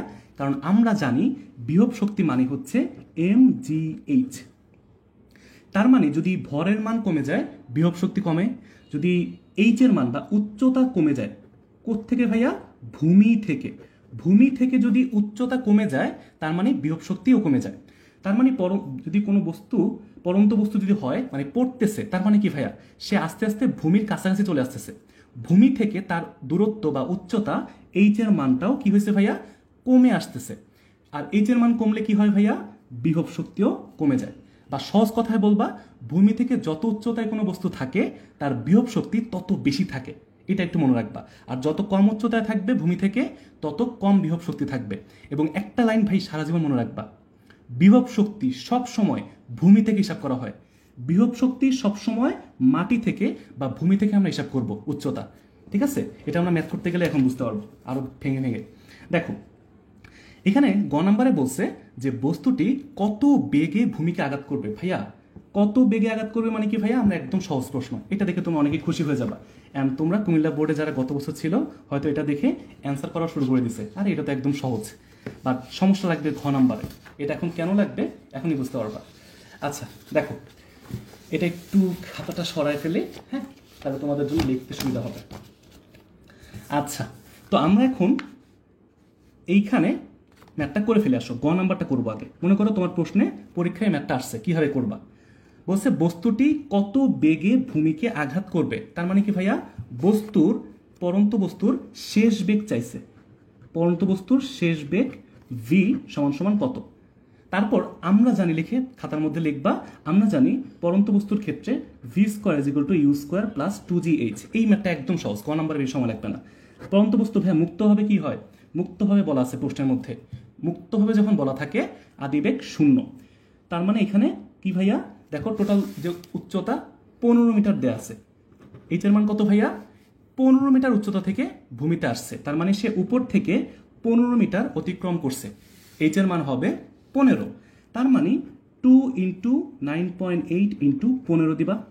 এরপরে এখানে একটা মান পাবা, নিজের একটু ক্যালকুলেশন করে আমাকে জানাও, ঠিক আছে ভাইয়া অ্যান্সার কত আসছে। তারপরে ভি এর মান কত আসবে, √ওভার ওই অ্যান্সারটা যা আসবে তাই হচ্ছে আমার উত্তর। দেখো একদম সহজ না? কুমিল্লা বোর্ড নিয়ে ভাইয়া এত যে তোমরা কান্নাকাটি করো, তোমরা তো বলো ভাইয়া আসলে অনেক কঠিন প্রশ্ন আসে। আচ্ছা, এটা অধ্যায় 4 ভাইয়া, এটা 4 নম্বর অধ্যায়। আমরা হচ্ছে কাজ ক্ষমতা শক্তি অধ্যায়টা পড়তেছি। আচ্ছা, যশোর বোর্ডে ফিজিক্স প্রশ্ন কি কঠিন হবে? না ভাইয়া, এটা হচ্ছে তোমার, যদি তুমি ফিজিক্সের বেসিক কনসেপ্টগুলো বুঝে যাও যে এই প্রশ্ন এভাবে করতে হয়, তাহলে তুমি যে কোনো বোর্ডে হোক ভাইয়া কোনো সমস্যা নেই, সবগুলো পারবা। জাস্ট একটু নিজের উপরে কনফিডেন্স রাখো, প্র্যাকটিস করো, প্র্যাকটিস করো ভাইয়া, প্র্যাকটিস করো, এটা হচ্ছে মূল কথা। আচ্ছা, তো ভাইয়া এখন হচ্ছে আমাকে বলছে ঘ নাম্বার, যেটা পরের প্রশ্ন, যেটা নিয়ে তোমাদের বললাম যে সমস্যাটা এখানে হবে। দেখো সেটা হচ্ছে পরন্ত বস্তু, মানে পরন্ত অবস্থায় বস্তুটির কোন অবস্থানে। ভাইয়া কোন অবস্থান মানে কি? আমাদেরকে পরন্ত বস্তুর ক্ষেত্রে অবস্থান আমরা ধরবো এক্স, আমরা ধরে নিব হচ্ছে এক্স মিটার উচ্চতায়, ঠিক আছে? সবাই একটু মনে রাখবা, এই শর্টকাটগুলো মনে রাখবা, চিন্তা করতে সুবিধা হবে। আচ্ছা, তারপরে কি? বিভব শক্তি যান্ত্রিক শক্তির অর্ধেক হবে। ভাইয়া ম্যাথটা একদম সহজ, বাট তোমরা অনেকেই এই যান্ত্রিক শক্তি বুঝবা না। তোমরা মনে করবা কি যান্ত্রিক শক্তি মানে হচ্ছে গতিশক্তি। অনেকেই পরীক্ষার হলে এই ভুলটা করে একটা ছোট ধরা খেয়ে আসবা, তারপর মানে একটু মন খারাপ লাগবে। ভাইয়া যান্ত্রিক শক্তি মানে কি এটা বোঝা লাগবে, এটা তোমাদেরকে এখানে করাই দিই। হ্যাঁ, যান্ত্রিক শক্তি মানে কি ভাইয়া? যান্ত্রিক শক্তি মানে হচ্ছে গতিশক্তি আর বিভব শক্তির যোগফল। যান্ত্রিক শক্তি সবাই একটু মনে রাখবে ভাইয়া, এটা অনেকেই ভুলে গেছো বা অনেকের একটু মনে নাই। যান্ত্রিক শক্তি মানে যদি বলে কোথাও, এটা মানে হচ্ছে গতিশক্তি, গতিশক্তি আর বিভব শক্তির যোগফল। গতিশক্তি আর বিভব শক্তির যোগফলকে বলা হয় যান্ত্রিক শক্তি। এই প্রশ্নটা যদি বলতো ভাই গতিশক্তির অর্ধেক হবে, তোমরা একদম নাচতে নাচতে খেলতে খেলতে অ্যান্সার করে আসতে পারতা। বাট যখনই যান্ত্রিক শক্তি বলছে, মাথাটা আউলে গেছে। ভাইয়া একটু ঠান্ডা মাথায় চিন্তা করো, ঠান্ডা মাথায় চিন্তা করো ভাইয়া। এইখানে আমরা যদি সিম্পলি সহজভাবে অ্যান্সারটা করি, তোমাদের বেশি সময় নিব না। আমরা জানি যে তোমার হচ্ছে মোট শক্তি বা যান্ত্রিক শক্তি যদি ই হয়, এনার্জি মানে ই, এটা হবে গতিশক্তি আর বিভব শক্তির সমান। ভাইয়া গতিশক্তিকে আমরা ই কে দ্বারা প্রকাশ করলাম, হ্যাঁ গতিশক্তিকে আমরা ইকে দ্বারা প্রকাশ করলাম, আর বিভব শক্তিকে আমরা ইপি দ্বারা প্রকাশ করলাম, বিভব শক্তিকে আমরা ইপি দ্বারা প্রকাশ করলাম। এখন এখন এখন ভাইয়া তোমরা একটু বলো তো ভাইয়া, এই যে আমরা যদি এখানে একটা সহজ কনসেপ্ট ব্যবহার করবো, বুঝছো? মনে করো কোনো একটা বস্তুর উপর থেকে ফেলা হয়েছে, হ্যাঁ মনে করো এইচ উচ্চতা থেকে ফেলা হয়েছে। এখন ভাইয়া এই বস্তুটা যখন এইখানে থাকবে, মনে করো এ পয়েন্ট, একটু নিচে নামবে বি পয়েন্ট, আরেকটু নিচে নামবে সি পয়েন্ট, আরেকটু নিচে নামবে ডি পয়েন্ট, একদম মাটিতে চলে আসবে ই পয়েন্ট। অর্থাৎ বস্তুটা যখন পড়তেছে তখন প্রত্যেকটা বিন্দুতে ভাইয়া মোট শক্তির পরিমাণ সমান। এটা কিন্তু আমরা সবাই জানি ভাইয়া, শক্তির সংরক্ষণশীলতার সূত্র অনুযায়ী এই যে প্রত্যেক বিন্দুতে, প্রত্যেকটা উচ্চতায়, এই বিন্দু, এ বিন্দু, বি বিন্দু, সি বিন্দু, তুমি যে কোনো বিন্দুতে যদি হিসাব করো, মোট শক্তি সমান। মোট শক্তি মানে কি ভাইয়া? যান্ত্রিক শক্তি। মোট শক্তি মানে হচ্ছে যান্ত্রিক শক্তি। আর এইখানে ভাইয়া এটা কি? গতিশক্তি আর বিভব শক্তি সমান। বুঝতে পারছি ভাইয়া? এখন আমাকে প্রশ্নের মধ্যে বলা আছে যে গতিশক্তি, বিভব শক্তি, এখানে একটা শর্ত দেয়া আছে। এই শর্তটা একটু ইম্পর্টেন্ট, শর্তটা একটু ইম্পর্টেন্ট। সেটা কি বলা আছে ভাইয়া? যে বিভব শক্তি যান্ত্রিক শক্তির অর্ধেক হবে, যান্ত্রিক শক্তির অর্ধেক হবে। ভাইয়া তার মানে কি? মোট শক্তির অর্ধেক হবে। হ্যাঁ, তার মানে এখানে বলতে পারি না ভাইয়া, যেখানে যে হাফ ইপি যেটা আছে, ইপি মানে কি ভাইয়া? হাফ ই কি আমরা বলতে পারি না বলো? শর্ত তো দেয়াই আছে, তাই না? বাট এখানে আমরা আরো সহজ করে বলবো, আরো সহজ করে বুঝবো, ঠিক আছে? আমরা ভাইয়া একটু বুঝি, আমরা এখানে এভাবে এটা করবো না, আসলে এটা করতে গেলে তোমাদের অনেক বড় হয়ে যাবে। আমরা মনে রাখবো ভাইয়া, এই যে প্রশ্নটা দেখো, এই প্রশ্ন দেখে বুঝি। এই পুরা উচ্চতা হচ্ছে আমাদের এইচ, বললাম না ভাইয়া যে পুরা উচ্চতা এইচ, এটার মান 15 দেয়া আছে। আর আমরা ধরলাম যে ভূমি থেকে এক্স উচ্চতায়, হ্যাঁ ভূমি থেকে এক্স উচ্চতায়, যে এই পয়েন্টে ভূমি থেকে যখন এক্স উচ্চতায় থাকবে, তখন এই শর্তটা ফুলফিল হবে, অর্থাৎ যান্ত্রিক শক্তি অর্ধেক হবে, বিভব শক্তি যান্ত্রিক শক্তির অর্ধেক হবে। তার মানে ভাইয়া আমরা এখন সিম্পলি একটু ভাইয়া এটা বলতে পারি না যে তোমার হচ্ছে এই যে ভাইয়া তোমার হচ্ছে এই উপরে একদম সর্বোচ্চ উচ্চতায়, হ্যাঁ যে এইখানে মনে করো তোমার যে সর্বোচ্চ উচ্চতা আছে, এইখানে ভাইয়া যে মোট শক্তি, এইখানে যে মোট শক্তি, আর এইখানের যে মোট শক্তি কি সমান হবে না ভাইয়া? এই যে এইখানে এক্স উচ্চতায় মোট শক্তি সমান হবে না বলো? দুই জায়গায় কিন্তু ভাইয়া মোট শক্তি সমান থাকবে। এখন এখন কথা হচ্ছে ভাইয়া পার্থক্যটা কি হবে? একদম সর্বোচ্চ উচ্চতায় ভাইয়া গতিশক্তি কি থাকে ভাইয়া? আমরা কি জানি সবচেয়ে উপরের উচ্চতায় যখন কোনো গতিই নাই তখন কি গতিশক্তি থাকবে বলো? তার মানে এখানে কি গতিশক্তি সর্বোচ্চ উচ্চতায় হচ্ছে ই কে সমান সমান 0 জুল, ঠিক আছে? আর সর্বোচ্চ উচ্চতায় যে বিভব শক্তি এটা কি জানি ভাইয়া? আমরা জানি mgh। ভাই আমি 15 দিয়ে কেন করতেছি না? কারণ 15 দিয়ে করলে 15 যদি 20 হয়ে যায় তোমরা ভয় পেয়ে যাবা, মানে বিভিন্ন উচ্চতা হইতে পারে। তাই এইচ দিয়ে বুঝো, এইচ এর মান 10, 20, রিফাত, আমি, তুমি, যে কোনো কিছু হইতে পারে, ঠিক আছে? এটা মনে রাখবা। এইচ মানে কি ভাইয়া? মোট উচ্চতা। এটা একটু সহজে মানে একভাবে করবা, তাহলে প্যাচ লাগবে না। আচ্ছা, তো ভাইয়া সর্বোচ্চ উচ্চতায় মানে এইচ উচ্চতায় অর্থাৎ 15 মিটার উচ্চতায় এই যে এইখানে গতিশক্তি কিন্তু শূন্য, কারণ কোনো গতিশীল ছিল না, স্থির ছিল। আর বিভব শক্তি হচ্ছে mgh। আর ভাইয়া এইখানে যে সূত্রটা ভাই এখানে কি বলছে? বিভব শক্তি যান্ত্রিক শক্তির অর্ধেক হবে। বিভব শক্তি যান্ত্রিক শক্তির অর্ধেক হবে মানে কি ভাই? এই যে যান্ত্রিক শক্তিটা এটা কি ভাইয়া? তোমার হচ্ছে বিভব শক্তি যেটা তার অর্ধেক, বুঝছো ভাই? বিভব শক্তি বা যান্ত্রিক শক্তি অর্ধেক, বিভব শক্তি হবে যান্ত্রিক শক্তির অর্ধেক। তার মানে তুমি এখানে লিখতে পারো ভাইয়া যে এখানে হচ্ছে তোমার এটা হচ্ছে কি? এটা হচ্ছে mgh, তাই না? এটা হচ্ছে তোমার mgh। বাট এখন ভাইয়া আমি যদি বলি এই যে মোট শক্তি ভাইয়া এইখানে যা আর এইখানেও কি তা হবে না বলো? বলো তো একই হবে না? তোমাকে কমেন্ট করে জানাও যে এক্স উচ্চতায় যা মোট শক্তি হবে একদম সর্বোচ্চ উচ্চতায় কি তা হবে কিনা বলো?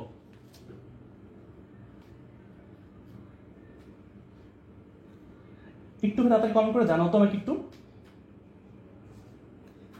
এতক্ষণ যেটা বললাম আমরা সেটা হচ্ছে এই যে মোট শক্তি এটা কি সমান হবে কি হবে না বলো? আচ্ছা, সুমাইয়া বলছে ইয়েস, বাকিরা কি বলে ভাইয়া?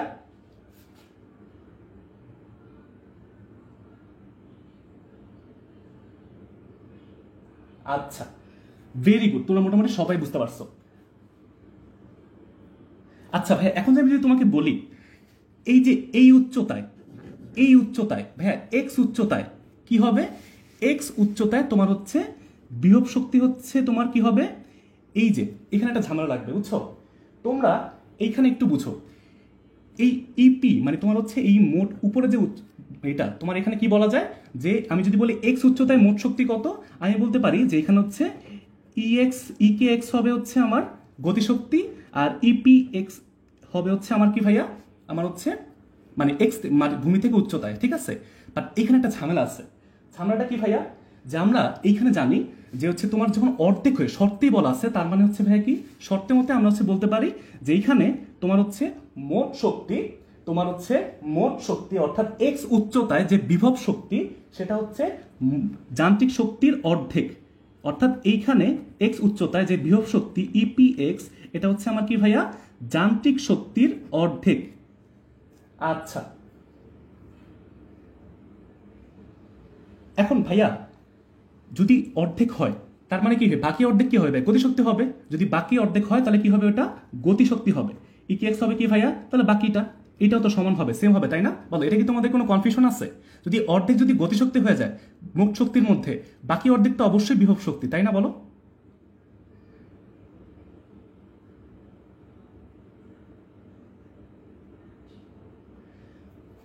জোস। তো এখন হচ্ছে ভাই আমরা বলতে পারি যে এই ইকে এক্স বা ইপি এক্স দুইটা হচ্ছে সমান, হ্যাঁ? অর্থাৎ এক্স উচ্চতায় গতিশক্তি আর বিভব শক্তি কি হবে ভাইয়া? এখানে হচ্ছে সমান। যদি সমান হয় তখনই এটা হবে বিভব শক্তিটা যান্ত্রিক শক্তির অর্ধেক। এইটা জাস্ট মনে রাখো, তাহলেই হবে যে যেই উচ্চতায় অর্ধেক বলছে ওই উচ্চতায় বিভব শক্তি আর গতিশক্তি সমান। তার মানে কি ভাইয়া? আমরা বলতে পারি যে দুইটা এইখানে আমরা জাস্ট ইকে এক্স আর ইপি এক্স কে আমরা জাস্ট বলতে পারি যে এখানে আমরা জাস্ট এখানে বলতে পারি, হ্যাঁ, যে এই বিভব শক্তি মানে কি ভাই? ভূমি থেকে হিসাব করব, ভূমি থেকে হিসাব করবো, তার মানে কি এম জি এক্স, এক্স উচ্চতায় হচ্ছে বিভব শক্তি। আর এই পাশে কি ছিল ভাইয়া? এই পাশে এখন ভাইয়া দেখো আমাকে এখানে দেখুন, এই যে আমার শর্তটা প্রথমে লিখছিলাম এখানে যেটা যে গতিশক্তি বিভব শক্তি যোগ আর গতিশক্তি বিভব শক্তি সমান, তার মানে কি ভাইয়া? আমি লিখতে পারি না যে এই ইকে এক্স সমান সমান এম জি এক্স আর ইপিএক্স সমান সমান তোমার হচ্ছে সেম জিনিস, বলতে পারি কিনা বলো? তার মানে হচ্ছে আমরা বলতে পারি যে দুইটা হচ্ছে যোগ হয়ে যায়। হ্যাঁ, তার মানে হচ্ছে সিম্পলি বললে আমরা হচ্ছে দুইটা mgx পাচ্ছি। হ্যাঁ, 2mgx পাচ্ছি দুইটা যোগ করে, জাস্ট গতিশক্তি বিভব শক্তি দুইটার মান কিন্তু একই। দুইটা যোগ করে আমরা পাবো হচ্ছে এইচ উচ্চতার যে শক্তি, অর্থাৎ এইচ উচ্চতায় এইখানে যে শক্তি ছিল, প্রথমে শক্তি এবং মাঝখানের শক্তি দুইটা সমান। এখন আমরা সিম্পলিফাই এখানে জাস্ট কি করতে পারি, এমজি এমজি কাটাকাটি করতে পারি, এক্স এর মান বলতে পারি এখান থেকে h/2, যেটা প্রশ্নতে আছে 15 মিটার। দেখো প্রশ্নের মধ্যে এই টোটাল উচ্চতা কত দেওয়া আছে ভাইয়া? 15 মিটার দেওয়া আছে। তার মানে আমরা বলতে পারি যেটা হচ্ছে 15/2 অর্থাৎ 7.5 মিটার উচ্চতায় গতিশক্তি এবং হচ্ছে বিভব শক্তি হচ্ছে তোমার যান্ত্রিক শক্তির অর্ধেক হবে। এটা যে শর্তটা তখন হচ্ছে এখানে ফিল আপ হয়। ওই এক্স এর মানটা আমরা ধরে নিছি যে এক্স উচ্চতায় বিভব শক্তি ইপি, এটাকে আমরা লিখছিলাম ইপি এক্স। হ্যাঁ, আর একদম তোমার হচ্ছে এই এক্স উচ্চতায় যদি গতিশক্তি বের করতে বলে কে এক্স। এক্স মানে কি ভাইয়া? এক্স মানে এক্স উচ্চতায় হিসাব করছি আমরা। হ্যাঁ, তো এখন হচ্ছে আমরা সিম্পলি বলতে পারি যে এটা হচ্ছে দুইটা যদি যোগ হয় সমান সমান কি হবে, এক্স উচ্চতার মোট শক্তি আর এইচ উচ্চতার মোট শক্তি সমান। এটা হচ্ছে কথা, মূল কথা। শক্তির সংরক্ষণশীলতার সূত্র অনুযায়ী একদম সহজ করে যদি বলি ভাইয়া, দুইটা পয়েন্টের মোট শক্তি সমান। এতক্ষণ এই ম্যাথটা এতক্ষণ ধরে এটাই করছি, ঠিক আছে ভাইয়া? আচ্ছা, অর্থাৎ যে কোনো দুইটা উচ্চতায়, মনে করো এখানে একটা উচ্চতা এখানে একটা উচ্চতা, এটা হচ্ছে এক্স আর এই পুরোটা হচ্ছে এইচ।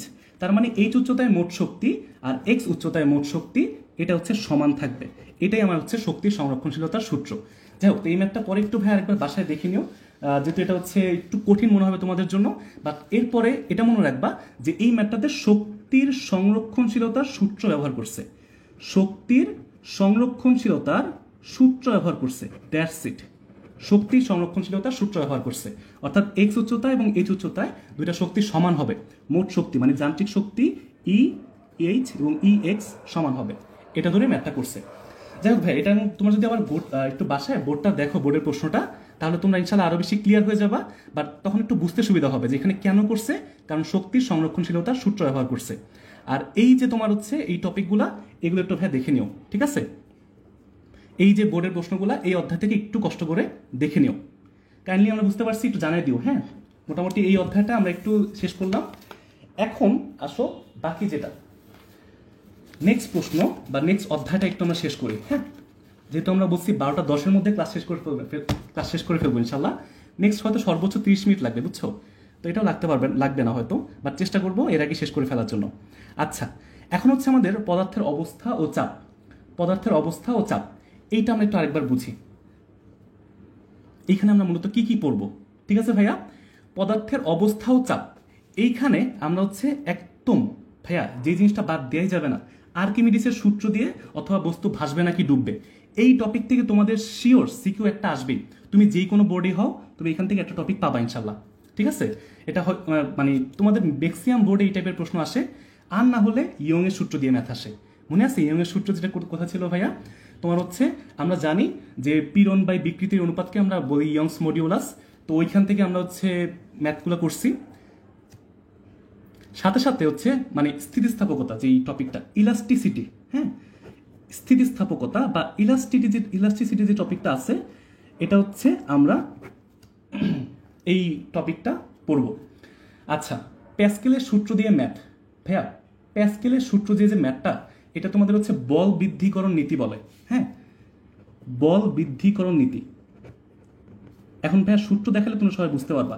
মনে আছে ওই যে আমরা F1/A1 = F2/A2, এই সূত্র দিয়ে যে ম্যাথ করছি, এই সূত্র দিয়ে যে ম্যাথগুলা করছি আমরা, ওইখানে মূলত আমরা হচ্ছে ভাইয়া এই যে তোমার হচ্ছে এই সূত্রটাই করছি। মানে এই সূত্র দিয়ে হচ্ছে আমরা কি করছি, প্যাসকেলের সূত্র দিয়ে ম্যাথ করছি যে সব জায়গায় সমানভাবে চাপ ছড়ায় যায়, বুঝছো?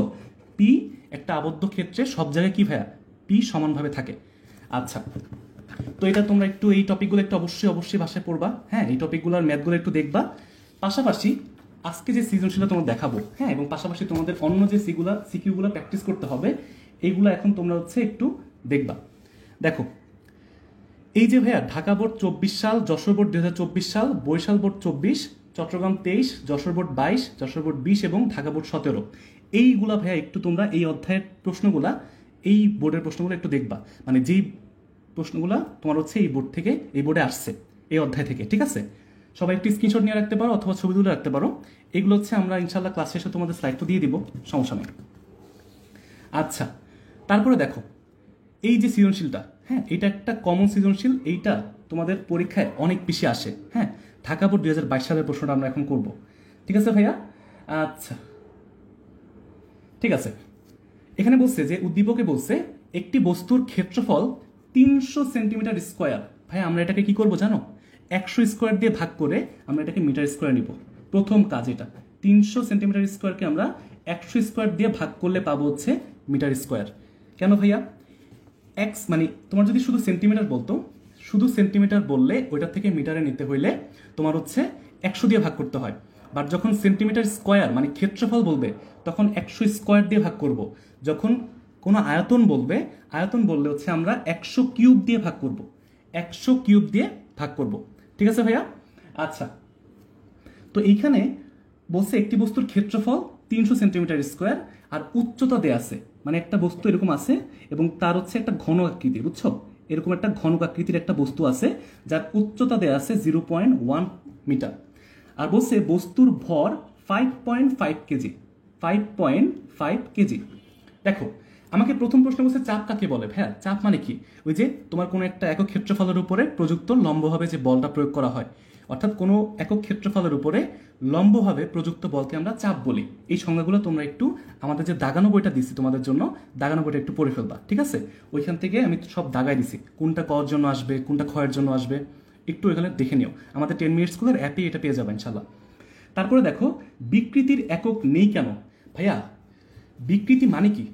বিকৃতি মানে হচ্ছে উপরে হচ্ছে দৈর্ঘ্যের পরিবর্তন, উপরে দৈর্ঘ্যের পরিবর্তন ডিভাইডেড বাই আদি দৈর্ঘ্য, শুরুতে যে দৈর্ঘ্য ছিল, মনে আছে ভাইয়া? তার মানে দৈর্ঘ্যের পরিবর্তন ডিভাইড বাই আদি দৈর্ঘ্য। অর্থাৎ উপরে যদি মনে করো দৈর্ঘ্যের পরিবর্তন মানে কি ভাইয়া? মনে করো 12 মিটার হয়েছে, আগে 10 ছিল, তার মানে আগে 10 ছিল, এটাও মিটার এইটাও মিটার, উপরে কি হবে 2 মিটার, নিচে হচ্ছে 10 মিটার। দেখো ভাইয়া একই জাতীয় রাশি যখন উপরে নিচে থাকে অর্থাৎ তখন কিন্তু ভাইয়া কোনো একক থাকে না, নো একক, ঠিক আছে? একক নেই, এই জন্যই বিকৃতির কোনো একক নেই। তোমরা এটাকে মানে কীভাবে করবা, একটু গোছায় লেখার জন্য এভাবে লিখবা যে একই জাতীয় রাশি যখন অনুপাত হিসেবে থাকে অথবা ভাগ করা হয় তখন কিন্তু ভাইয়া কোনো একক থাকে না, এই জন্য হচ্ছে বিকৃতির কোনো একক নাই। বুঝতে পারছি ভাইয়া? আচ্ছা, তারপরে দেখো যে উদ্দীপকের বস্তুটি পানিতে ওজন নির্ণয় করো। ভাইয়া খুবই খুবই ইম্পর্টেন্ট একটা প্রশ্ন, পানিতে ওজন নির্ণয় করো, প্লবতা নির্ণয় করো, সব এই একটা প্রশ্ন দিয়ে সলভ হয়ে যাবে ইনশাল্লাহ এই টপিকগুলো।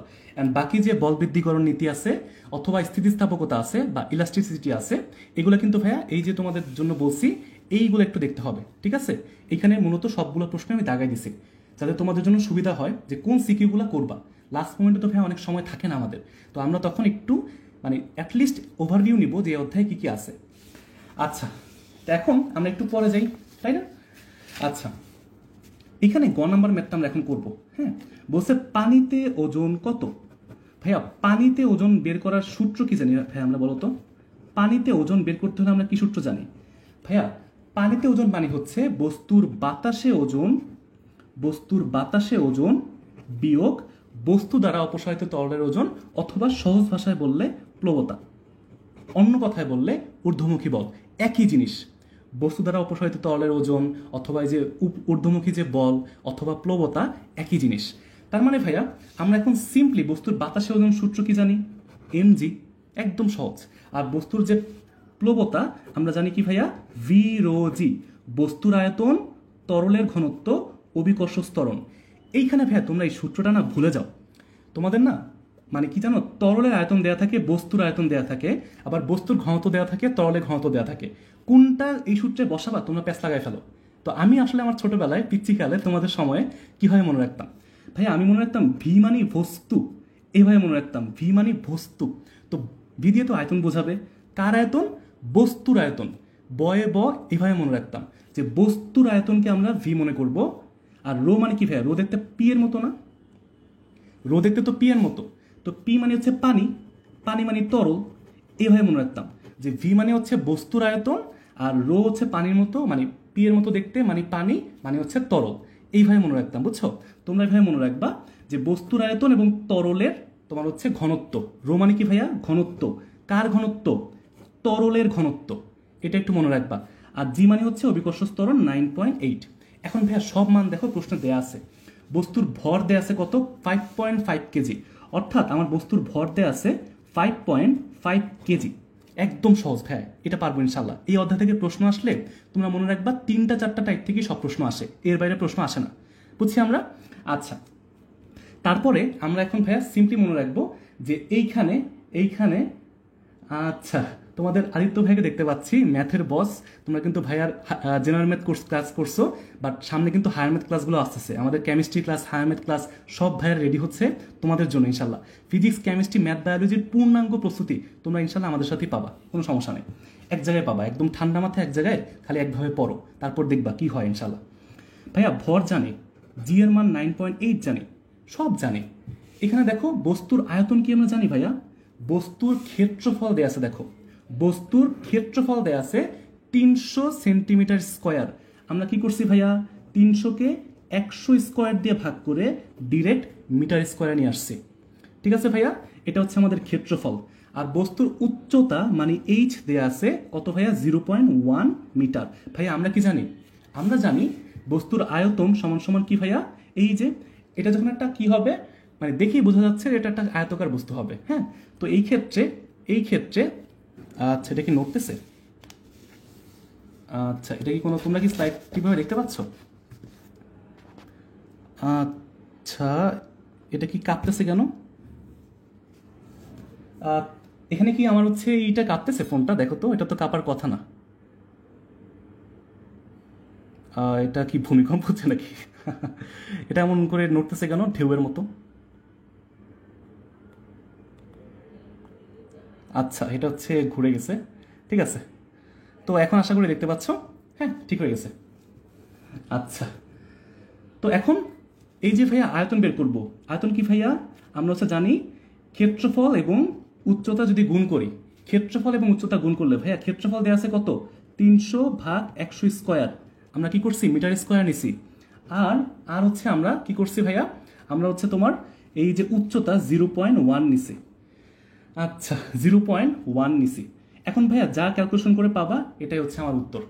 এটা হচ্ছে আমার আয়তন ভাইয়া, আয়তন পাইছি, উত্তর না। এখন দেখো আমার কি লাগবে? ঘনত্ব লাগবে ভাইয়া। এইখানে কি বলছে? বলছে পানিতে ওজন কত ভাইয়া? পানির যখন ঘনত্ব, তোমার কি ঘনত্ব এটা কি ভাই মুখস্থ রাখা লাগবে? অবশ্যই রাখা লাগবে, কারণ পানির ঘনত্ব তোমাকে প্রশ্নে নাও দেওয়া থাকতে পারে। তো আমরা মনে রাখবো পানির ঘনত্ব হচ্ছে 1000 কেজি পার মিটার কিউব। এটা কিন্তু ভাইয়া আমরা সবাই মুখস্থ রাখবো, এটা কিন্তু ভাইয়া আসবে, মানে তোমাদের মনে রাখতে হবে। এখন দেখো ভাইয়া, তুমি বস্তুর আয়তন জানো, তুমি পানির ঘনত্ব জানো 1000, বস্তুর আয়তন এখান থেকে বসাই দিবা। তুমি হচ্ছে অভিকর্ষ স্তর 9.8 জানো, তুমি এইটার মান বের করে ফেলবা। অ্যাট দ্য সেম টাইম তুমি দেখো এখানে mg 5.5-কে 9.8 দিয়ে গুণ করে দিবা, যা পাবা এটা হচ্ছে আমার উত্তর। এখানে পাবা হচ্ছে বাতাসে ওজন, আর এইখানে পাবা হচ্ছে প্লবতা বা ঊর্ধ্বমুখী বল। তার মানে ভাইয়া এখন বলো পানিতে ওজন কত হবে?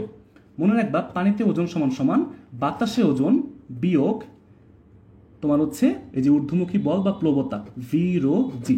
সবগুলা মান এখানে বসায় দাও, দেখো আমাকে অ্যান্সারটা বলো কত আসছে। এটা হচ্ছে বস্তুর পানিতে ওজন। একদম সহজ না বলো, আমরা অল্প সময়ের মধ্যে ক্লাসটা শেষ করবো, বুঝছো? বেশিক্ষণ নিব না। তোমরা সারাদিন ক্লাস করছো, অনেক পড়াশোনা করছো, জাস্ট এই সিকিউগুলো একটু দেখো ভাইয়া, এগুলো তোমার অনেক কাজে লাগবে ইনশাল্লাহ। আচ্ছা ভাই, বুঝতে পারছি। তার মানে কি বস্তুর বাতাসে ওজন থেকে যদি ঊর্ধ্বমুখী বা প্লবতাটা ভি রো যেটা বিয়োগ করে দেই, আমরা পেয়ে যাব বস্তুর পানিতে ওজন। বুঝতে পারছি ভাইয়া, যেটা অ্যান্সার আসবে ওটা হচ্ছে আমার উত্তর। এখন পরের প্রশ্নটা কি ভাইয়া? বস্তুর আয়তনের কিরূপ পরিবর্তন করলে পানিতে সম্পূর্ণ নিমজ্জিত অবস্থায় ভাসবে? বুঝছো? অর্থাৎ বস্তুটির আয়তনের কিরূপ পরিবর্তন করলে পানিতে সম্পূর্ণ নিমজ্জিত অবস্থায় ভাসবে। ভাইয়া সম্পূর্ণ নিমজ্জিত অবস্থায় ভাসা মানে কি জানো? সম্পূর্ণ নিমজ্জিত অবস্থায় ভাসা মানে কি? দেখো, এটা কি তোমরা ফোকাসটা ঠিকমতো দেখতে পাচ্ছ? আচ্ছা, হ্যাঁ, এখন সব ক্লিয়ার আশা করি। আচ্ছা আচ্ছা, শোভন ভাইকে দেখতে পাচ্ছি, আমাদের ম্যাথের আরেকজন বস। মানে উনি যত বছর ধরে পড়াচ্ছেন, আমি ততদিন আগে মনে হয় ছোট বাচ্চা ছিলাম ভাইয়া। বুঝছো? বাট তিনি তোমাদের হায়ার ম্যাথের ক্লাসের জন্য রেডি হচ্ছেন। আদিত্য ভাই আছে, তখন রণব ভাই আছে, তোমাদের আদিব ভাই আছে, আবিদ ভাই আছে, মানে সবাই ফুল টিম আছে। জাস্ট একটু ওয়েট করো, হ্যাঁ। ফিজিক্স, কেমিস্ট্রি, ম্যাথ, বায়োলজি শেষ করে ফেলবো ইনশাল্লাহ। আচ্ছা ভাই, এখানে বলছে আর আয়তনের কিরূপ পরিবর্তন করতে হবে, মানে আমাকে প্রশ্ন দেখে বুঝতে পারতেছি আমার এখানে আয়তনের মানটা লাগবে, অর্থাৎ আয়তনের মানটা পরিবর্তন করতে হবে। তো ভাই আমরা আয়তনের মানটাই বের করব, বাট শর্ত দেয়া আছে পানিতে সম্পূর্ণ নিমজ্জিত অবস্থায় ভাসবে। ভাইয়া এই শর্তের মান কি ভাই আমরা জানি না। তোমার হচ্ছে এখানে আমরা জানি বস্তুর বাতাসে ওজন W1, আর যদি বস্তু দ্বারা অপসারিত তরলের ওজন W2, অন্য কথায় বললে যদি বলি প্লবতা, এই দুটো যদি সমান হয়, mg আর v/g যদি সমান হয়, তখন হচ্ছে সম্পূর্ণ নিমজ্জিত অবস্থায় ভাসবে। সম্পূর্ণ নিমজ্জিত অবস্থায় ভাসবে, না ডুববে না টোটালি ভাসবে, সম্পূর্ণ নিমজ্জিত, ডুবে ডুবে ভাসবে, বলো না যে ডুবে ডুবে পানি খাওয়া। আচ্ছা, তো এখন ভাইয়া এইখানে এটা হচ্ছে শর্ত। তো এইখান থেকে দেখতে পাচ্ছি জি কাটাকাটি চলে যাবে, আমরা ভি এর মানটা বের করব। ভি এর মানটা কি আসে ভাইয়া? m/ρ। ঠিক আছে, তার মানে আমরা এখান থেকে বুঝতে পারতেছি এইখানে ভাইয়া একটু তোমাদের প্যাচ লাগবে। দেখো এই এম মানে কি ভাইয়া? বস্তুর ভর, বস্তুর বাতাসে যে ভরটা ছিল বস্তুর ভর। আর এই রো মানে কি ভাইয়া? এটা কি বস্তুর ঘনত্ব? একদমই না, তোমরা এখানে ভুল করো না ভাইয়া, এটা হচ্ছে তরলের ঘনত্ব। তরলের ঘনত্ব যদি এখানে এটা বসাও, তার মানে কি ভাইয়া? যা আসবে আনসার ওইটাই উত্তর। 5.5 ডিভাইড বাই 1000 করো। ঠিক আছে, তার মানে দেখো কত সেন্টিমিটার, মানে মিটার কিউব আসে, এত মিটার কিউব আসবে। আয়তন কি ভাইয়া? Metre cube. সুন্দর করে লিখি একটু নিচের লাইনে, মিটার কিউব আসবে, একটা মান আসবে, একটু ক্যালকুলেশন করে দেখো। ঠিক আছে ভাইয়া, তারপরে হচ্ছে এই যে ভাইয়া আমার হচ্ছে এত যে অ্যান্সারটা আসলো, আমার ভাইয়া আগে কত ছিল? আমার আয়তন ছিল কত ভাইয়া আগে? আমরা এই যে এখান থেকে বের করছিলাম আয়তনটা, শুরুতে প্রথমে আয়তন ছিল, দেখো ভাইয়া আমরা কি করছিলাম, এই যে ক্ষেত্রফল আর হচ্ছে উচ্চতা গুণ করে দিয়েছিলাম। আয়তন মানে কি ভাইয়া? ক্ষেত্রফল আর হচ্ছে উচ্চতা গুণ করে যেটা পাইছি, এটা হচ্ছে আমার আদি আয়তন ছিল, শুরুতে আয়তন। এরপরে আমি দেখলাম যে বস্তুটা যদি নিমজ্জিত অবস্থায় ভাসতে হয়, তার মানে নতুন যে আয়তনটা আসবে এটা লাগবে। এখন তাহলে বলো ভাইয়া পরিবর্তন কত? তোমরা যারা যারা এখানে অ্যান্সার বসায় দিয়ে শেষ করে আসবা, তোমাদের কিন্তু ভাইয়া 1 মার্ক বা 2 মার্ক অথবা ফুল ম্যাথটাই কেটে দিতে পারে, কারণ তুমি প্রশ্ন বোঝো নাই। প্রশ্নে বলছে দেখো কি পরিবর্তন করলে, পরিবর্তন মানে কি ভাইয়া? পরিবর্তন মানে হচ্ছে বিয়োগ করতে হবে, অর্থাৎ পরের যে আয়তনটা আমরা বের করলাম এইখান থেকে আগের আয়তন যদি বিয়োগ করে দিই, পরের আয়তন থেকে আগের আয়তন বিয়োগ করলে আমরা পাবো হচ্ছে পরিবর্তন। এইটা হচ্ছে আমাদের উত্তর। বুঝতে পারছো ভাইয়া? ফিজিক্সে খারাপ করার অন্যতম মূল কারণ হচ্ছে আমরা প্রশ্নটা ঠিকমতো সময় দিয়ে বুঝি না। প্রশ্ন না বোঝার কারণে আমরা ঠিকমতো অ্যান্সার করতে পারি না। দেখো ভাই এখানে পরিবর্তন চাইছি, আমরা পরিবর্তন বের করছি, জাস্ট এখানে বসায় দাও, একদম 4-এ 4, 1 মার্ক কাটার এখানে কোনো ক্ষমতা কারণ নাই। বুঝছি আমরা ভাইয়া? আচ্ছা, তো মোটামুটি এইটা আমরা শেষ করলাম এই অধ্যায় থেকে, এবং এই অধ্যায়ের বাকি টাইপের প্রশ্নগুলো তোমরা আপাতত এখান থেকে প্র্যাকটিস করতে থাকো, এবং তারপরে তোমরা যেখানে যেখানে সমস্যা ফেস করবা ভাইয়া তোমাদেরকে শর্ট ভিডিও বা ক্লাস দিয়ে ইনশাল্লাহ শেষ করে দিব। বাট এই যে প্রশ্নগুলা এইগুলা ভাইয়া তোমরা এই অধ্যায় থেকে অবশ্যই দেখবা, শেষ করবা। ঠিক আছে, তারপর যদি সময় পাও তাহলে অবশ্যই বাকি যে তোমার হচ্ছে সৃজনশীলগুলো আছে প্র্যাকটিস করবা ভাইয়া, কারণ যত বেশি প্র্যাকটিস করবা তত বেশি তুমি হচ্ছে প্রো হয়ে যাবা, আর যত বেশি প্রো হবা তোমার নাম্বার তত বেশি বাড়বে। বুঝছো? আচ্ছা, তো আমরা এখন আমাদের লাস্ট চ্যাপ্টারটা চলে আসি। এখন আমরা মূলত আমাদের লাস্ট যে চ্যাপ্টারটা আছে সেটা হচ্ছে কি ভাইয়া?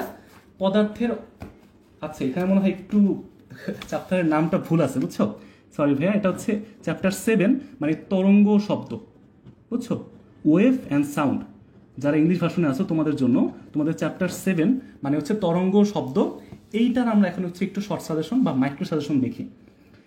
আচ্ছা ঠিক আছে, এখন হচ্ছে আমাদের এই অধ্যায় থেকে ভাইয়া সবচেয়ে বেশি আসে এই দুইটা টপিকের। ভাই দেখো আমরা লাস্ট মোমেন্টে চলে আসছি, আর জাস্ট 10 থেকে 12 মিনিট দাও, ইনশাল্লাহ এই অধ্যায়টা শেষ হয়ে যাবে। এই অধ্যায়ের যেই টাইপের প্রশ্নগুলো তোমার মানে প্র্যাকটিস করা লাগবে এখনই বলে দিচ্ছি, সমস্যা নেই। অনেকক্ষণ ধরে তোমরা ক্লাস করতেছো আমি জানি, লাস্ট 10 থেকে 15 মিনিট দাও। ঠিক আছে ভাইয়া? আচ্ছা, তো এখন হচ্ছে ভাইয়া প্রথম যেটা, যে এই যে বেগ নির্ণয় করা, কম্পাঙ্ক, তরঙ্গ দৈর্ঘ্যের ম্যাথ, এইগুলা ভাইয়া v=f ল্যামডা, এইটা দিয়ে গ নাম্বারে আসে, মনে রাখবা। এই অধ্যায় থেকে যদি প্রশ্ন আসে গ নাম্বারে আসবে তোমার এই টপিক থেকে, একটু মনে রেখো। এবং এইখানে সবচেয়ে যেটা ইম্পর্টেন্ট সেটা হচ্ছে তাপমাত্রার পার্থক্য। এই যে ভি সমানুপাতিক √T, এই সূত্র দিয়ে যে ম্যাথগুলো করতে হয়, এইটা তোমার খুবই গুরুত্বপূর্ণ ভাইয়া। তোমার সিকিউ এমসিকিউ সব কিছুর জন্য এই যে V2/V1 = T2/T1, এই ম্যাথটা ভাইয়া সবচেয়ে ইম্পর্টেন্ট। ঠিক আছে, যে আমার তাপমাত্রা দেওয়া থাকে, আমার হচ্ছে ওই তাপমাত্রায় শব্দের বেগ V2 বের করতে হয়। আর V1 কত ভাইয়া? V1 মানে হচ্ছে 0 ডিগ্রি সেলসিয়াস তাপমাত্রায় বা 273 কেলভিন তাপমাত্রায় শব্দের বেগ 330 মিটার পার সেকেন্ড। কোনো বইয়ে হয়তো 332ও পাবা, সমস্যা নেই, কাছাকাছি। হ্যাঁ, তোমরা যেটা মানে শিখছো ওইভাবে লিখবা, সমস্যা নেই। আর T1 মানে কি ভাইয়া? সরি ভাই, একটু গলা বসে গেছে মনে হয়। T1 মানে হচ্ছে তোমার ওই যে তাপমাত্রা 0 ডিগ্রি সেলসিয়াস, হ্যাঁ, মানে হচ্ছে 273 কেলভিন। আর T2 মানটা হচ্ছে প্রশ্নে যেটা দেওয়া থাকবে। T2 মানে হচ্ছে প্রশ্নে যেটা দেওয়া থাকবে। তো আমরা এখন ম্যাথ করতে করতে একটু বুঝবো, সমস্যা নেই। আর এই যে ভাইয়া প্রশ্ন, প্রতিধ্বনি থেকে একটা ম্যাথ আসবেই। এই অধ্যায় থেকে প্রশ্ন আসলে, আচ্ছা ভাইয়া একটু মনে হয় গলা বসে গেছে, সরি ভাই এর জন্য। হ্যাঁ, আচ্ছা ভাইয়া 6 নম্বর চ্যাপ্টার দিব না, কারণ হচ্ছে কি 6 নম্বর চ্যাপ্টারটা একটু বেশি পেঁচানো। তোমাদের যদি কারো এই অধ্যায়গুলো শেষ হয়ে যায়, আমি তোমাদেরকে 6 নম্বর অধ্যায় এক্সট্রা বলে দিব, ঠিক আছে? আর আমি তারপরেও তোমাদেরকে পুরো বইয়ের যে সাজেশনটা বানাইছিলাম, তোমাদের এই 10 মিনিট স্কুলের মেইন পেজ থেকে দেওয়া হয়েছে ওইটা, এবং এই গ্রুপেও আছে, আমি তোমাদেরকে আবার এটা পোস্ট করে দিব। হ্যাঁ, তো ওইখানে 6 নম্বর অধ্যায়টাও লেখা আছে। যদি বিশেষ করে আমি বলবো, লাস্ট মোমেন্টে যদি 6 নম্বর অধ্যায়টা আগে থেকে পড়া না থাকে, তাহলে ট্রাই করবা 6 নম্বর অধ্যায়টা একটু স্কিপ করার জন্য। এটা একটু বেশি কঠিন হয়ে যায়, বুঝতে পারছো ভাইয়া? আচ্ছা দেখো তো, প্রতিধ্বনি যে ম্যাথগুলো শুনবে কি না, মানে শর্ত কতবার শুনবে, তারপর হচ্ছে তোমার কি এই যে শব্দ করতে করতে যে সামনে আগায়, আমরা জানি না ভাইয়া, একটা লোক শব্দ করতে করতে তোমার পাহাড়ের দিকে দৌড় দেয়। ভাই তুই দৌড় দিবি কেন? ভাই ঠান্ডা মাথায় এক জায়গায় বসে থাক না, সে দৌড়দৌড়ি করবে, আমাদের প্রশ্নগুলো কঠিন করবে। যাই হোক, তো ওই প্রশ্নগুলো ভাইয়া তোমাদের স্যাররা দিতে খুব পছন্দ করে, আমাদের স্কুলের স্যাররা এটা খুবই দিতে পছন্দ করে। তো এই প্রশ্নটাও আমরা একটু খেয়াল রাখবো, ঠিক আছে ভাইয়া? তো এইটাও সবচেয়ে বেশি আসে, এটা ঘ নাম্বারে আসে, প্রতিধ্বনি থেকে ঘ নাম্বারে আসে। আচ্ছা, তো এখন আসি এই অধ্যায় থেকে আমরা আজকে যেই শর্ট সাজেশনটা দেখলাম, মোটামুটি এই সৃজনশীলটা আমরা এখন সলভ করব। একদম মানে এমন একটা প্রশ্ন নিয়ে আসছি যাতে তোমাদের এই অধ্যায়ের মূল বেসিকটা ক্লিয়ার হয়ে যায় ইনশাল্লাহ। আচ্ছা ঠিক আছে ভাইয়া। এন্ড যে পরের যে তোমার পার্ট যেটা থাকে সব সময়, এই অধ্যায় থেকে ভাইয়া অবশ্যই তোমরা অ্যাটলিস্ট এই প্রশ্নগুলো দেখে যাবা। যদি আগে করা থাকে তো ভালো, না হলে একবার দেখে যাবা। ঢাকা বোর্ড 24, ময়মনসিংহ বোর্ডের 24 সালের প্রশ্নটা, ঢাকা বোর্ড 23 সালের প্রশ্ন, বরিশাল, চট্টগ্রাম, রাজশাহী, কুমিল্লার বিভিন্ন সালের যে প্রশ্ন এই অধ্যায় থেকে আসছে, এগুলো একটু নোট করে রাখো ভাইয়া। এগুলো একটু প্র্যাকটিস করে যাবা। এই টাইপের প্রশ্নগুলাই ঘুরায় ফিরায় বিভিন্ন সময়ে বিভিন্ন বোর্ডে আসে, বুঝতে পারছি ভাইয়া? আচ্ছা ঠিক আছে, তো আমরা এখন এই স্লাইডটা তো দিয়ে দেবো ক্লাস শেষে ইনশাল্লাহ, সমস্যা নেই, চিন্তার কোনো কারণ নাই। ভাইয়া তোমাদের সাথে আছি ইনশাল্লাহ, তোমাদের শেষ মুহূর্ত পর্যন্ত থাকবো। যা যা লাগবে, যা করতে পারি সব কিছু নিয়ে করবো ইনশাল্লাহ। জাস্ট তুমি ভাইয়া তোমার মতো করে পড়তে থাকো, ইনশাল্লাহ তুমি ভাইয়া অনেক ভালো করবা, কোনো চিন্তা নাই। জাস্ট ভয় পেও না, নার্ভাস হয়েও না। তুমি যেই মুহূর্তে ভয় পাইছো, তুমি ওই মুহূর্তে হেরে গেছো। 2 দিন 3 দিন যেই সময় আছে, আমরা আমাদের বেস্ট এফোর্টটা দিয়ে দিন রাত পরিশ্রম করবো ইনশাল্লাহ। যদি কারো টার্গেট থাকে A+, সে A+ পাবা। যদি কারো টার্গেট থেকে 90-র উপরে, সে 90 পাবা ইনশাল্লাহ। যার যেই টার্গেট আছে সেটাই ফিল আপ হবে, ঠিক আছে ভাইয়া? বাট তোমরা যাতে ভালো করতে পারো, এই অধ্যায়গুলো সম্পর্কে আইডিয়া পেয়ে যেতে পারো, ওইভাবেই মূলত আমি প্রিপেয়ার করে আনছি। বা তোমাদের সামনে যে আমি ক্লাসগুলো নিব, শর্ট ভিডিওস দিব, মানে সিকিউ এমসিকিউ এর কমপ্লিট ধারণা মানে জাস্ট তোমরা পেয়ে যাবে ইনশাল্লাহ। জাস্ট তোমরা একটু পরিশ্রম করো, পড়াশোনা করো। আচ্ছা, তো এটা হচ্ছে আমাদের যে লাস্ট প্রশ্ন, এটা আশা করি সবাই মোটামুটি পারবা। তারপরে একটু দেখি, হ্যাঁ, একটু রিভাইজ করে ফেলি। আমরা এগুলো সব পারা জিনিস আগেই পড়ছি, একটু রিভাইজ দিচ্ছি, ঠিক আছে? দিনাজপুর বোর্ড 22 সালে এই প্রশ্নটা আসছে। জাস্ট ভাইয়া 7 মিনিট বা 8 মিনিট লাগবে, হ্যাঁ, সর্বোচ্চ। ক্লাসটা শেষ হয়ে যাবে ইনশাল্লাহ। এক ব্যক্তি একটা উঁচু দালানের সামনে দাঁড়িয়ে 250 হার্টজ কম্পাঙ্ক বিশিষ্ট, হ্যাঁ, কম্পাঙ্ক কি মানে? বড় ছোট হাতের এফ দিয়ে আমরা কম্পাঙ্ক বুঝাই, শব্দ উৎপন্ন করছে। ওই দিন বায়ুর তাপমাত্রা ছিল 35 ডিগ্রি সেলসিয়াস তাপমাত্রা। তার মানে আমার তাপমাত্রা দেয়া আছে, প্রশ্নের মধ্যে টি দেয়া আছে। আচ্ছা, শব্দ উৎপন্ন হওয়ার স্থান হতে দালানের দূরত্ব, যেখান থেকে শব্দ উৎপন্ন হয়েছে, মনে করে এইখান থেকে শব্দ উৎপন্ন করছে লোকটা, আর এইখানে হচ্ছে আমার বিল্ডিংটা আছে, হ্যাঁ, এই মধ্যবর্তী দূরত্ব হচ্ছে 17.5 মিটার। গোল দিতে যে কেটে গেছে মনে হয়, 17.5 মিটার, ঠিক আছে ভাইয়া? প্রথম প্রশ্ন, তরঙ্গ কি? হ্যাঁ, খুব সহজ করে মনে রাখবা, তরঙ্গ মানে হচ্ছে জড় মাধ্যমে যা শক্তি, শুধুমাত্র শক্তি এক জায়গা থেকে আরেক জায়গায় নেয়। এক জায়গা থেকে আরেক জায়গায় কি করবে ভাইয়া? শক্তি স্থানান্তর করবে। এখান থেকে মনে করো এইখানে নিয়ে আসবে। কিন্তু এর যে কণাগুলো থাকবে, মাঝখানে যে কণা থাকবে না, আমাদের বাতাসে অনেক কিন্তু অনুপরমাণু থাকে, কণা থাকে, বা বিভিন্ন জায়গায় অনেকে আমরা কি জানি কণা থাকে। এই কণাগুলা তার জায়গা থেকে সরবে না। এই অবস্থায় আমরা তাকে বলবো হচ্ছে তরঙ্গ। বুঝছি? সহজ কথা কি ভাইয়া? কোনো একটা কণার মধ্যে দিয়ে জড় মাধ্যমে শক্তির স্থানান্তর হবে, বা শক্তি এক জায়গা থেকে আরেক জায়গায় যাবে, কিন্তু কিন্তু যে কণাগুলা থাকবে তার জায়গার কোনো পরিবর্তন হবে না, মানে স্থান পরিবর্তন করবে না। কণাগুলা যে যার জায়গায় বসে শক্তি জাস্ট কি করবে? শক্তি নিয়ে যাবে। আচ্ছা, তো এখানে ঘ নাম্বারে বলছে, দেখো বায়ু মাধ্যমে শব্দের বেগের তারতম্য হয় কেন? ভাইয়া, বায়ু মাধ্যমে শব্দের বেগ তারতম্য কারণ হয় তাপমাত্রার কারণে। আমরা জানি ভাইয়া যে তাপমাত্রা যদি পরিবর্তন হয়ে যায়, আমরা এই সূত্রটা লিখবা, বুঝছো? খ নাম্বারে তোমাদের নাকি অনেক সমস্যা। এইভাবে লিখবা যে ভি সমানুপাতিক রুট ওভার টি। এই যে এইভাবে লিখবা, ভি সমানুপাতিক রুট ওভার টি। এটা হচ্ছে সূত্র। যেহেতু দেখতে পাচ্ছি শব্দের বেগ তাপমাত্রার উপর নির্ভর করে, আর আমরা জানি যে বায়ু মাধ্যমে বিভিন্ন সময় বিভিন্ন তাপমাত্রা থাকে, ওই তাপমাত্রা অনুযায়ী শব্দের বেগটাও পরিবর্তন হয়ে যায়। শব্দের বেগটাও পরিবর্তন হয়ে যায়। তার মানে এই কারণে শব্দের বেগের তারতম্য বা পার্থক্য হয়। বুঝতে পারছি ভাইয়া সবাই? ইনশাল্লাহ পারবো আমরা সবাই।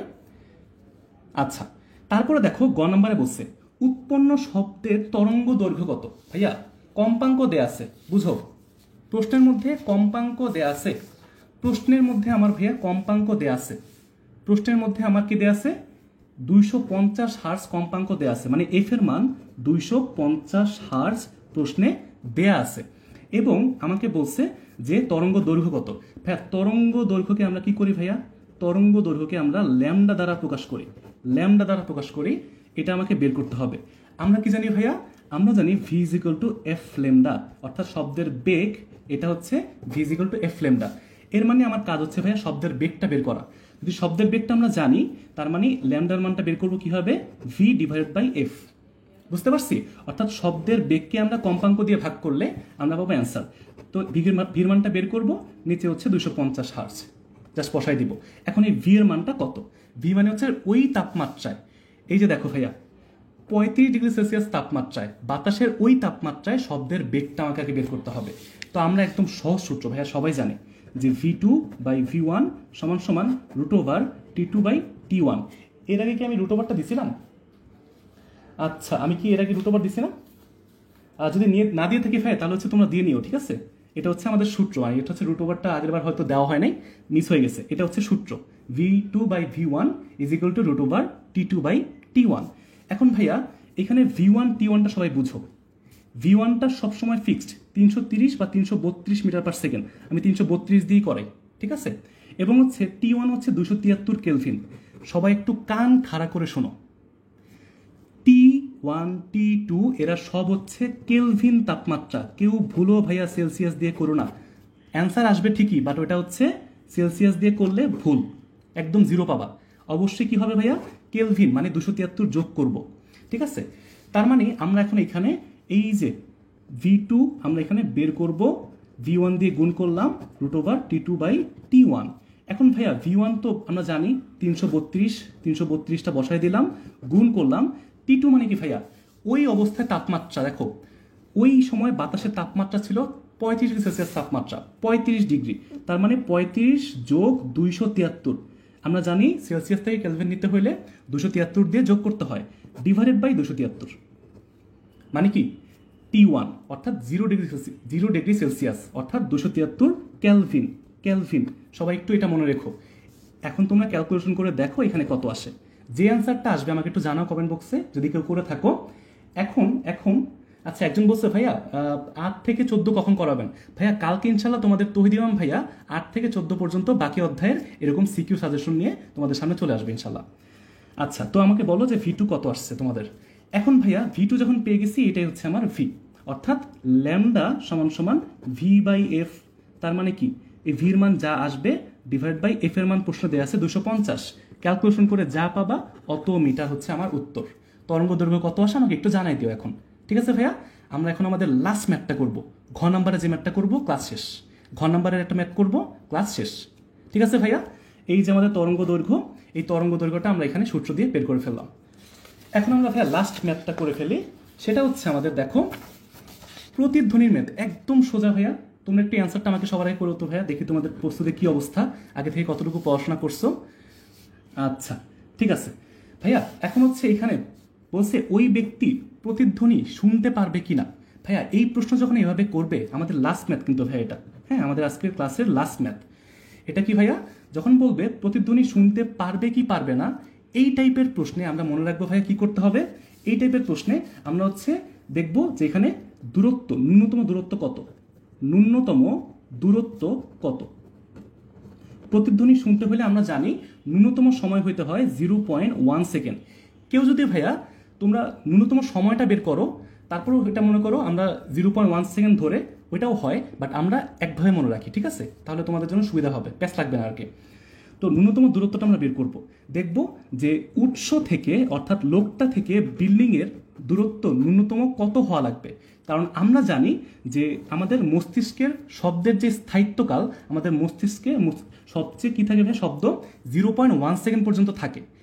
এই 0.1 সেকেন্ডের মধ্যে যদি অন্য কোনো শব্দ চলে আসে, তাহলে কিন্তু ভাই আমরা শুনতে পারি না, ঠিক আছে।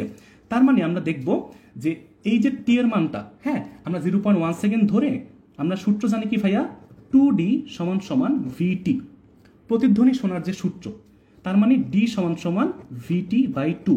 এখানে টি কত হবে ভাইয়া, টির মানটা ফিক্সড, মানুষের জন্য 0.1 সেকেন্ড, অর্থাৎ মানুষের যে ব্রেন 0.1 সেকেন্ডের আগে যদি কোনো শব্দ চলে আসে, তাহলে ওইটা শুনতে পারে না, বুঝছো। এটাকে বলা হয় মস্তিষ্কের শব্দের স্থায়িত্বকাল। তার মানে এখন ভাইয়া এখানে যদি আমি গ নাম্বার থেকে শব্দের যে বেগটা বের করছিলাম, মনে আছে, শব্দের বেগটা তোমরা গ নাম্বারে বের করছো, গ থেকে কিন্তু শব্দের বেগটা পেয়ে যাবা। এই শব্দের বেগটা ওই তাপমাত্রা এখানে বসায় দিবা, সাথে হচ্ছে তোমার এই যে সময়টা 0.1 সেকেন্ড, এইটা তোমরা একটু মুখস্থ বসায় দিবা। এটা হচ্ছে আমাদের জন্য ফিক্সড মান, ঠিক আছে ভাইয়া। এখন এখন এখন নিচে হচ্ছে 2 দিয়ে ভাগ করবা। আমাকে বলো যে ডি এর মান কত হওয়া লাগবে, অর্থাৎ উৎস থেকে তোমার হচ্ছে এই যে তোমার প্রতিফলক পৃষ্ঠ, মানে হচ্ছে তোমার যে বিল্ডিংটা আছে এর মধ্যবর্তী দূরত্ব হচ্ছে ডি। তো শব্দটা গেছে আবার আসছে, এই যাওয়া আসা মানে কি ভাইয়া, 2D, কারণ কি ভাইয়া শব্দ সমবেগে চলে, ঠিক আছে।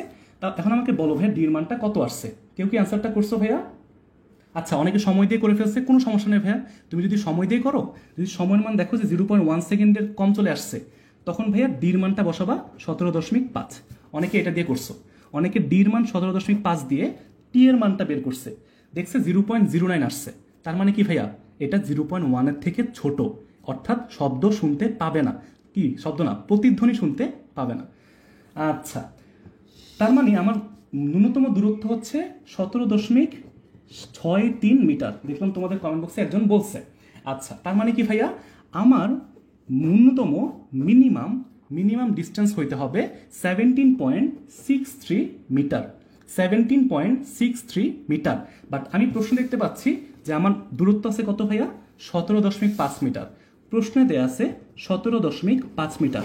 তার মানে কি ভাইয়া, আমার লাগবে হচ্ছে এইটা, মিনিমাম 17.63 মিটার লাগবে, বাট আমার দেয়া আছে কত, কম দেয়া আছে। তার মানে কি ভাইয়া, এই শব্দটা আগেই আমার কানের মধ্যে চলে আসবে, অর্থাৎ আমি প্রতিধ্বনি শুনতে পারবো না, ঠিক আছে। আর যদি অন্যভাবে কেউ করো, ওইটাও সমস্যা নেই, যে যেটা করো, কেউ দূরত্ব দিয়ে করতে পারো অথবা কেউ সময় বের করতে পারো, একই জিনিস, কোনো সমস্যা নেই, সেম মেথড, কোনো সমস্যা নেই, সেম সূত্র। সূত্র কি ভাইয়া, জাস্ট 2D = VT, এটা হচ্ছে প্রতিধ্বনি শোনার সূত্র, বুঝছো। এর মানে হচ্ছে ভাইয়া আমরা একটা জিনিস এখানে মনে রাখবো যে 0.1 সেকেন্ডটা, অর্থাৎ মস্তিষ্কের যে শব্দানুভূতি যেটাকে বলা হয়, শব্দ অনুভূতি 0.1 সেকেন্ড পর্যন্ত থাকে, অ্যাটলিস্ট এইটা আমরা মনে রাখবো, ঠিক আছে ভাইয়া।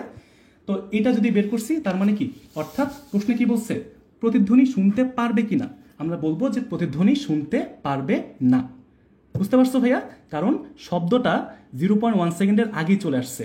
অথবা এভাবে বলবা যে দূরত্ব থাকা লাগবে 17.6, কিন্তু আছে 17.5। এভাবে হচ্ছে আমরা আমাদের অ্যান্সারটা শেষ করে ফেলবো। তো এটার মাধ্যমে ভাইয়া সবচেয়ে কমন যে সিকিউগুলো তোমাদের লাগে, ওইগুলো হচ্ছে আমি তোমাদেরকে মূলত বলে দিছি। অ্যাট দ্য সেম টাইম ভাইয়া এই অধ্যায়ের এই সিকিউগুলো কিন্তু ভাইয়া অবশ্যই কেউ মিস করবা না, হ্যাঁ তোমরা পারলে বেশি করবা, বাট অ্যাটলিস্ট এগুলো তোমরা একটু শেষ করে যাবা, ঠিক আছে ভাইয়া। অ্যান্ড এইটাই ছিল মূলত আজকে আমাদের ক্লাস। অ্যান্ড আমরা আজকে প্রায় অনেকক্ষণ ধরে ক্লাসটা করলাম। অ্যান্ড সিকিউ ক্লাসটা আমরা প্রথম অধ্যায়ে যে 7টা অধ্যায়ের প্রায় 5টা অধ্যায় করে ফেলছি। অ্যান্ড এটাই ছিল আমাদের ক্লাস ভাইয়া। তো থ্যাংক ইউ সো মাচ। তোমাদের সাথে এতক্ষণ আমি ছিলাম তোমাদের রিফাত ভাইয়া। অ্যান্ড সামনের যে পরীক্ষার আগের দিন পর্যন্ত, ইভেন পরীক্ষার দিন, পরীক্ষা শুরু হওয়ার আগের মিনিট পর্যন্ত ভাইয়া তোমাদের সাথে আছি ইনশাল্লাহ। যদিও পরীক্ষার হলে ঢুকে গেলে থাকতে পারবো না, but thank you so much ভাইয়া, তোমরা এতক্ষণ ছিলা। প্রায় 2000 মানুষ আমাদের ক্লাসে ছিলা এবং শেষ পর্যন্ত 1000-এর বেশি ছিলা, 1200-1300 মানুষ শেষ পর্যন্ত ছিলা। অনেক ধৈর্য নিয়ে ক্লাসগুলো করতেছো ভাইয়া। ইনশাল্লাহ তোমাদের এগুলো অবশ্যই কাজে লাগবে। আমরাও দিনরাত পরিশ্রম করতেছি তোমাদের যাতে এই শেষ মুহূর্তে একটু সহজ হয়, তাহলে আমাদের মানে এই পরিশ্রমগুলো একটু সার্থক হবে। But thank you so much ভাইয়া, তোমরা এতক্ষণ পর্যন্ত শেষ পর্যন্ত ক্লাসটা ছিলা। অনেক অনেক অনেক ধন্যবাদ ভাইয়া। আমরা কিন্তু কালকে থেকেও ফিজিক্সের বিভিন্ন শর্ট ভিডিও, সূত্র, এমসিকিউ ক্লাস আছে কালকে। আমাদের যে বাকি 7টা অধ্যায়ের এমসিকিউ ক্লাস আছে তন্ময় ভাই নেবেন, এবং হচ্ছে আমাদের লাস্ট যে বাকি অধ্যায়গুলোর সিকিউ ক্লাস কালকেই হবে ইনশাল্লাহ, তহিদ ভাইয়া নেবেন। তো আমিও থাকবো ইনশাল্লাহ। তোমাদের যেই যে চ্যাপ্টারগুলো এখন দিলে ভালো হয়, কোন কোন অধ্যায়গুলো তোমাদের এখন শর্ট সাজেশনে দেওয়া যায়, এগুলো নিয়ে কাজ করতেছি। তো তোমাদের সবাইকে অনেক ধন্যবাদ ভাইয়া। সবাই ভালো থাকো, পড়াশোনা করো, সুস্থ থাকো। ইনশাল্লাহ নেক্সট কোন ক্লাসে দেখা হবে। তো ভালো থাকো ভাইয়া, বেস্ট অফ লাক। কোনো ভয় নাই, ইনশাল্লাহ আমরা সবাই আছি। যা লাগবে যেভাবে লাগবে, বাট ভাইয়া পরিশ্রম করতে হবে, ঠিক আছে ভাইয়া? ইনশাল্লাহ তোমাদের এই কষ্ট একদিন অনেক অনেক অনেক আনন্দ হয়ে তোমাদের কাছে ফেরত আসবে। সবাই ভালো থাকো, সুস্থ থাকো, অ্যান্ড রাতে একটু রেস্ট নিয়ে ঘুমায় যাও অথবা সকাল উঠে পড়তে বসো। দেখা হবে অন্য একটা ক্লাসে। আল্লাহ হাফেজ।